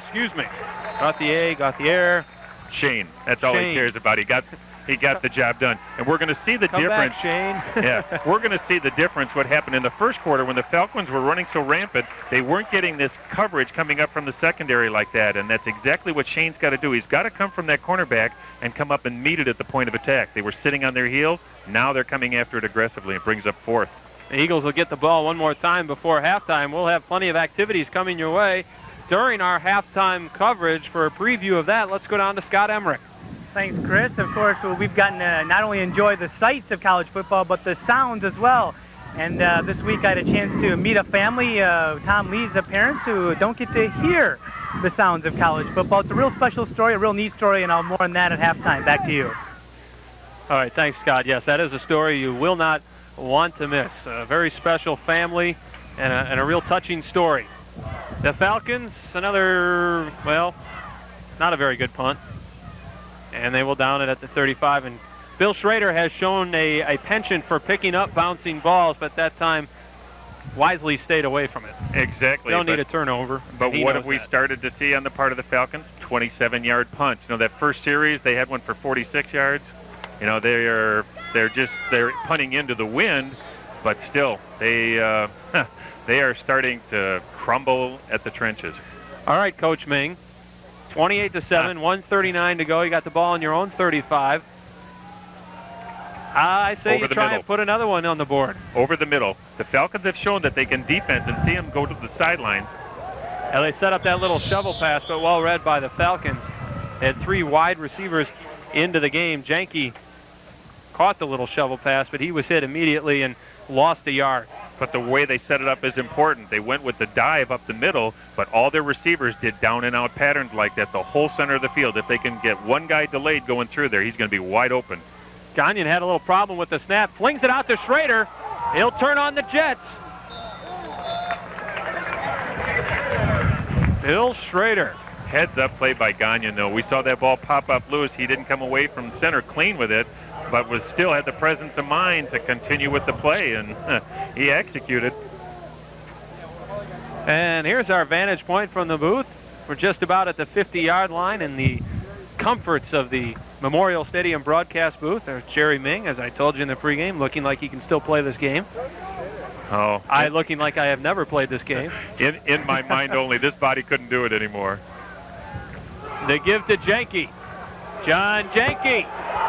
Janke to the 30. And he rumbles to the 26. Attaboy, John. I tell you, what a tremendous display. John was tackled back at the point of handoff like that. We're going to get a quick replay of it. Watch it. He should have been down, but nobody told John that. Right there. And again, and he's through. Very seldom does the first man take down John Janke. If he manages to hold on, he goes for a ride. Incomplete pass to Paul Kling with 52 seconds left to go here in the first half. The Eagles leading 28-7. Most importantly for the Eagles, that stops the clock and gives them a chance to group and get their act together here. They've got 52 seconds. They're certainly almost within field goal range like that, but I think they want to put another 6 up on the board. Still working with that 3 wide receiver set. Not feeling the need for the tight end against the 3-4 alignment of the Falcons. Notice the secondary for the Falcons, how deep it is. Schrader. Gagnon couldn't get it to him. But he was open. Yes, he was. If I'm playing Bill Schrader, I want him in front of me. On the other hand, they're sitting here snapping the ball from the about the 26, 27-yard line. It's not like you can give them a tremendous amount of room either, because the Eagles, I talked at the start of the play there, how deep the secondary and the linebacker crew was for the Falcons. They're going to give up 5 and 7 yards at a crack, and they're going to certainly put the Eagles closer. 3rd down and 10 now from the 26 of the Falcons. And I think Rich Jacomart may have left a little too soon on the left side of the offensive line. Rich, a starter a year ago, and all WSUC honorable mention last season. You look across this offensive line of the Eagles. Outside of Dave Bauer, who's the starting center and a tremendous starting center, you've got a junior. Chris Schultz is a freshman. Joe Janke, who went out as a sophomore. Eric Halverson at the other guard position. He's a freshman. Greg Natishak, who went out, he's only a junior. So the first and second string offensive linemen, there's only one senior. Rogers. Trevor Rogers breaking tackles. And he'll get it down to the 22, and that'll bring up a 4th down. Jeremy Fleisig on the tackle for the Falcons, but Rogers again picking up some yards. Not only picks up a big chunk of yardage, but look at where he ends up finally. He's dead center between the hash marks here, which puts him in excellent position for a field goal attempt if they want to try that. Well, the scoreboard says 3rd down. The chains say 4th down. It is a 4th down and 7, and kicker Brian Kelly is not on the field. Well, conference there on the sideline, Coach, with Coach Herring and his rest of his staff. They're trying to decide, and you see Coach Larry Terry right there talking with Gagnon and Coach Kristianovich. Now they're mulling this one over, exactly what they want to do here. There's Bob Fermanik in the mustache, his first season on the staff of the Eagles, in charge of the receivers. And they're going to go for it. Well, when you're leading 28-7 and in total control of the game, I think the risk is certainly worth it. Brian Kelly just 1 out of 3 field goals this season, and he will not get a chance from the 23. The Eagles will go for it on 4th and 7. 34 seconds left here in the first half. The Eagles already up by 3 touchdowns. So Hightower split to the near side. Paul Kling now coming in motion. Rogers and Janke. Gagnon back to pass. He's that same route to Kling. Touchdown, Eagles! Chris, where did I talk about at the start of this drive? The Falcons are vulnerable in the middle, and we're going to see Kling just come right across the middle. That's the same pattern, just the other side this time. Gagnon lays it right out to Paul Kling. You know, that was the same pattern that he scored on in the national championship game. Exactly. He had that touchdown against the Presidents down in Bradenton. And that's why they went for it on 4th down right there. They knew they could get 6. Kelly, 3 for 4 now on extra points. It's 35-7. The Eagles thrilling a homecoming crowd on a beautiful afternoon. It has been quite a showing. You know, it was 7-6 at the end of the first quarter. That's right. It's been a 29-point explosion by the Eagles here in this quarter. Well, and it's not only a point explosion on them. They were literally sitting on their heels in that first quarter, and they were catching their lunch. No two ways around it. The first downs were 9-1. The stats were 160 to something. Seeing the fans start to wave. They're enjoying this. How many homecomings do you think he's been to? He's been to a lot. That's Chud, our good friend. He's around all the Eagle athletics. Chud now in a wheelchair, but he's still at all the games. He's just a tremendous man and big Eagles fan. You see him, he's even out at all the practices. That's excellent.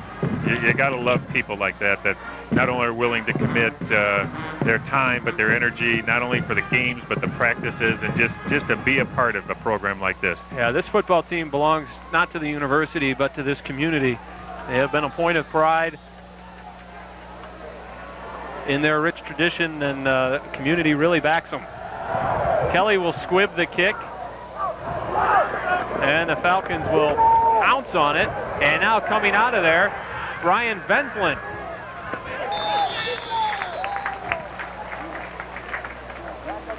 Andy Zitch the tackle. And that'll leave the Falcons 18 seconds to work with as they stare at a 28-point deficit. It has really been a tale of 2 quarters. It's been a first-class whooping in the second quarter here on the part of the Eagles. They have just, they have stood up and swelled their chest a little bit, and they have kicked butt Offensively, defensively, they've done everything. They have totally taken control of this game. They opened up a can of booty womping. And to give to Schultz to run out the first half. And I think the Falcons will wisely let the clock wind down and go into halftime to lick their wounds. It is a 35-7 La Crosse Eagles lead. Roger Herring's team pouring it on in the second quarter.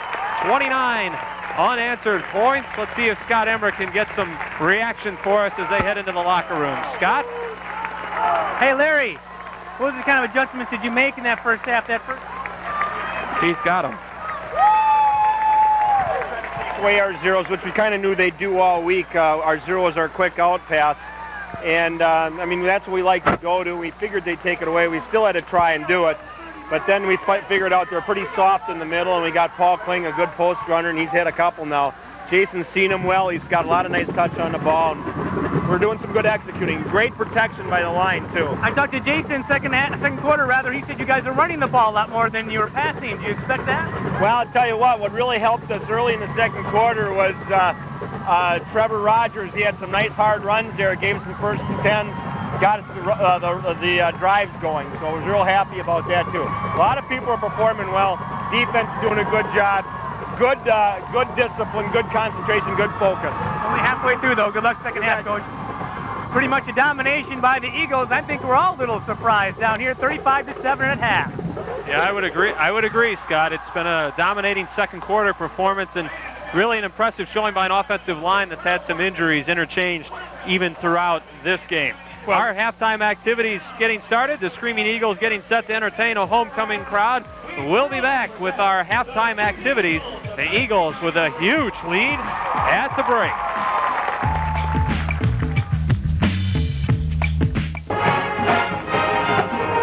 The band, just part of the sound of and tradition of college football brings to us. But this past week, I ran into a family who don't get to hear. They don't get to hear the sights and sounds. Well, they get to see the band, but they don't get to hear the sound of the band. And it's a real special story, a real special family. I'm sure we're talking about Tom Lee, his free safety, and his parents, and here's his story. When UW La Crosse defensive back Tom Lee makes a big play, the roar of the crowd can be deafening. But to his parents, Milton and Joy, the silence is deafening too. We can feel the vibrations and see the crowd reaction and see that they're standing. That's what volume and tone are to us. And from the expressions from people around us, we can get the feeling of how much people are cheering for Tom. Milton and Joy Lee were born deaf, but even their handicap couldn't get in the way of Cupid's arrow. High school sweethearts, they married and raised 4 kids. Their youngest, Tom, is the starting free safety for the defending national champs. When I was in high school, I felt a little bit more responsibility because there was no other brothers or sisters around, but I didn't feel too much different than any other of my friends. I can remember a couple times being locked out of my house at night and ringing the doorbell and not having my mom and dad see the light go on, so I stayed outside for about 10-15 minutes until they realized I was outside. Sure, there were obstacles to overcome and adjustments to make, but the Lees have spent their whole lives breaking down the stereotypes frequently placed on the handicapped. We've never had any second thoughts about having children. A lot of deaf people do without any problems. We both came from hearing families. We just did what our hearing families taught us about raising kids. It's pretty much the same. There are certain things that we watch out for our parents, but mostly it's mom and dad has a sixth sense about things, and they if something's wrong and we can't get their attention, somehow dad or mom always turn their head in our direction and see what's wrong. I think we have a very tight family, and everybody has gone through a lot together, and you know, I love my parents a lot, and so we get along really well. When Tom was a little boy, he used his brother Don to communicate with us. Then Don would interpret for Tom. But I would say no. I wanted Tom to speak for himself and directly to me. He learned the hard way, but I didn't want him to depend on others. Now he's very fluent in sign language. Eventually, Tom learned to bridge that communication gap. These days, the gap is filled with cool, crisp Saturday afternoons at Memorial Stadium. Football is a language both Tom and his parents speak fluently as well. I always look forward to games because the team plays so well, and I get real excited. And watching Tom makes me feel real proud. I just think because of the way my parents are, I think it wouldn't really matter if they were deaf or hearing. The Lees don't hear the cheers, but they don't have to. Sometimes I feel, deep down inside, that I can hear the crowd cheer. Even though we can't physically hear them, we feel that we are hearing. My parents have gone through a lot, and I don't know how many other people could have gone through what Mom and Dad went through and has been as successful as they have been in life. So, I mean, even my dad not starting school until 6 or 7 years old. My mom had two older sisters that were deaf, so they didn't expect it, but they knew how to handle it, and so, I mean, it's an inspiration, yeah.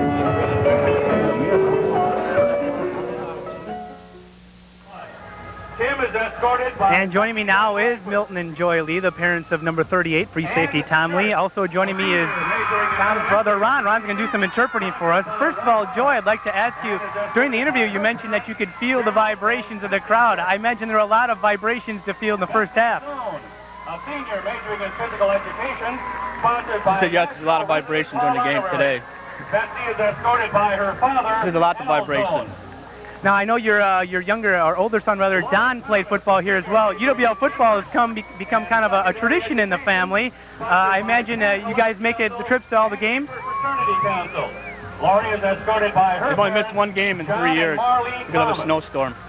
And what's it like having a son, two sons actually play football? I imagine you're real proud.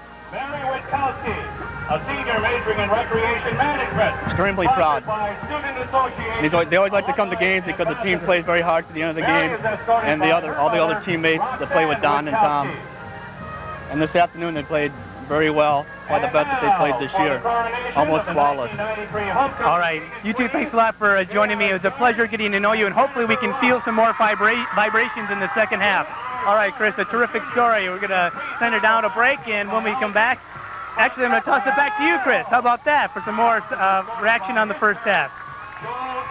All right, thanks very much, Scott. And yes, that was a really remarkable story. Milton and Joy Lee, they may not be able to hear the game, Jerry, but they're not missing anything.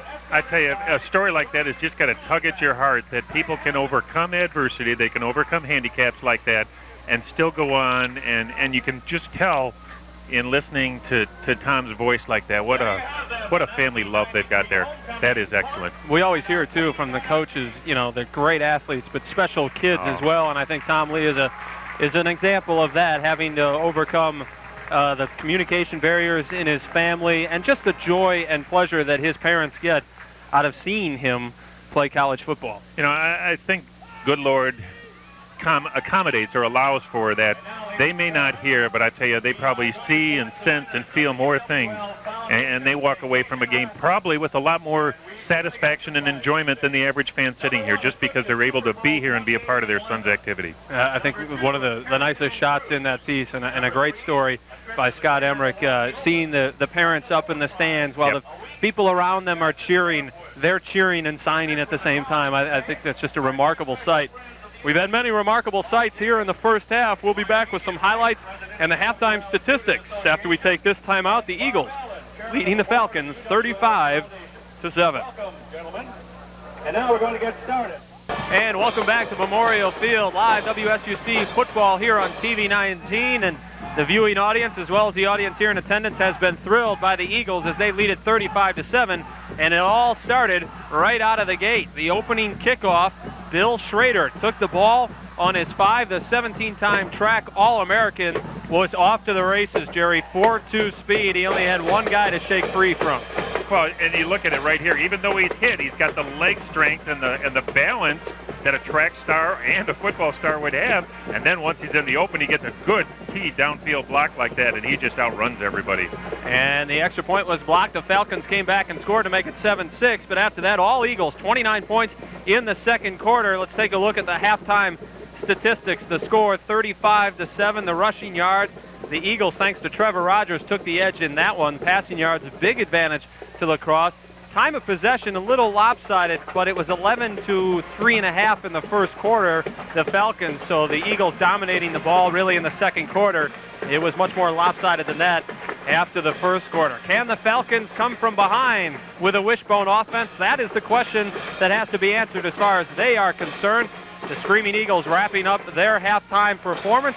There you see the Eagles spelled out and might spell out a victory today. They lead at 35-7 at the half. We'll be back with the third quarter action after this timeout.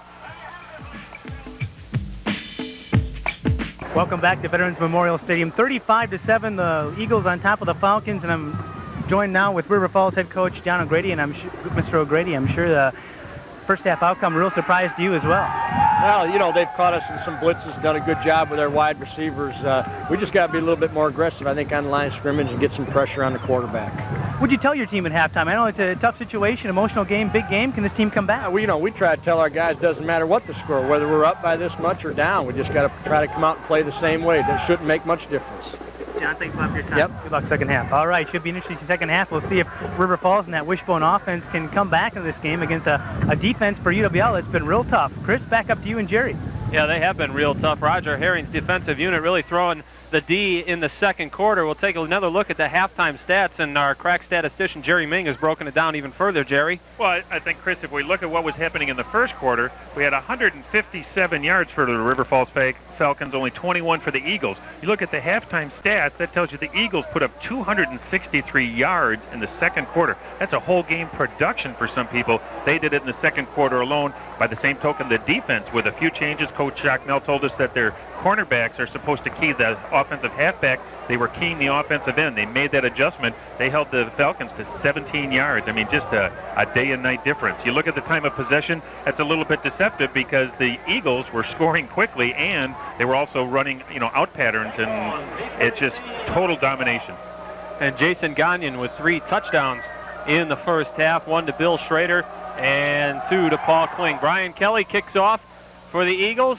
Tyrone Evans grabs the ball at the 15.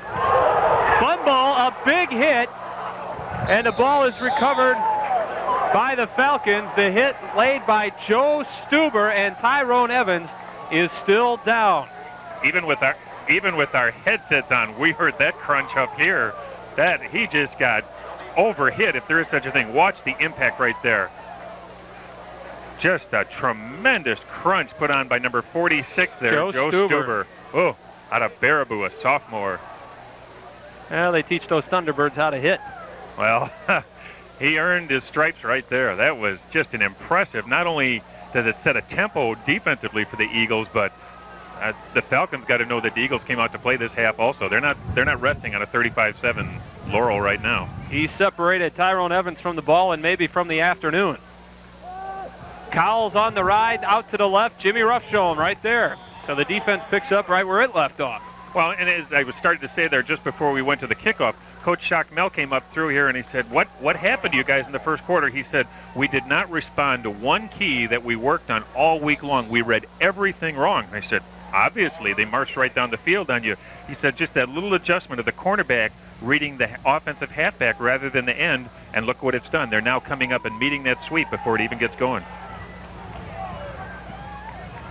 So a 2nd and 8 now for the Falcons. From the 26, and we've got penalty flag again. We've seen those fly quite a bit. Tom Lee on the tackle. This is going to be the second one on the Eagles, though. Little over-aggressiveness on the defensive tackles, and they jumped offside, so we're going to move it up 5 yards. Well, according to the official statistics, there were 2 penalties for the Eagles in the first half. This would be number 3, but the Falcons, who are penalty prone, had 7 in the first half.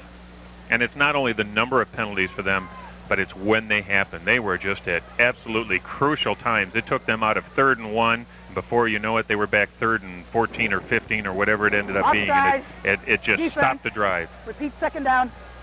So offsides on the Eagles, and it'll still be second down, 2nd and 3 from the 31. John Janke and the offense waiting their turn here in the second half. Second and a long 3 from the 31. And the PA announcer calls it a 2nd and a long 3.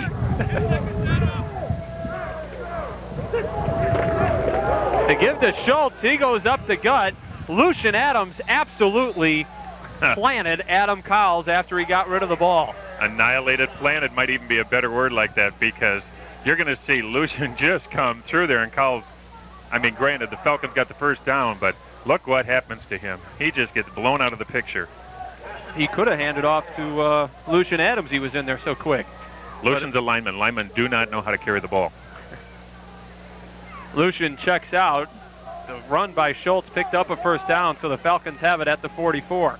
The opening drive of the third quarter, the Falcons trailing 35-7, and there is Rick Schaff, the All-American. You're going to watch Rick come in from the backside, and the pursuit here is just a tribute to his quickness. Look at him slide right through there and come behind and just horse collar and throw him down before he can even start to get in motion. 6'5", 275-pound Rick Schaff tackling Adam Cowles for a loss. 2nd and 14, a loss of 4 on the play.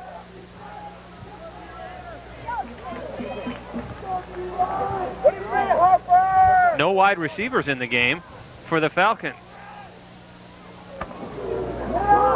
Chris Yerk corralled by Rick Schaff. Kind of surprised that there are no wide receivers in this offensive set when you're trailing 35-7. Well, you got to wonder, you know, when the Falcons had success in the first half, it was by throwing the pass and opening up the Eagle defense. Granted, the Eagles weren't reacting properly, but still the Falcons did have some success with it. Now when they're behind, and certainly you don't try and recoup all 28 of those points right away, but gee, when you're 2nd and long, you know, and here they come up 3rd and 11, and then they're in the same tight formation. They ride the option to the left. Cowles tries to cut it back, and just not a lot of room now for that option. We're going to give the credit on that, not necessarily for the tackle, but for making everything happen. Number 57, Joe Daniels, a freshman out of Burlington, he drove everybody back, and Cowles had no place to go, and everybody else came in and finished him off. Joe Daniels recovered that fumble that really got the Eagles off and going. They were trailing 7-6 in the second quarter. The Falcons were on the 3 of the Eagles. They forced a turnover. Daniels pounced on it. The Eagles go 97 yards for a touchdown, and that started the avalanche. Schrader calls for a fair catch. He'll let it bounce.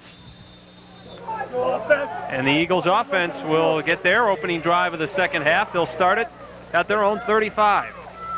Only a 26-yard punt. We're seeing the Falcons, you know, fall apart in every avenue, every facet of the game right now. Their kicking game, which was so good in the beginning, has gone to nothing. Their offense has totally stalled.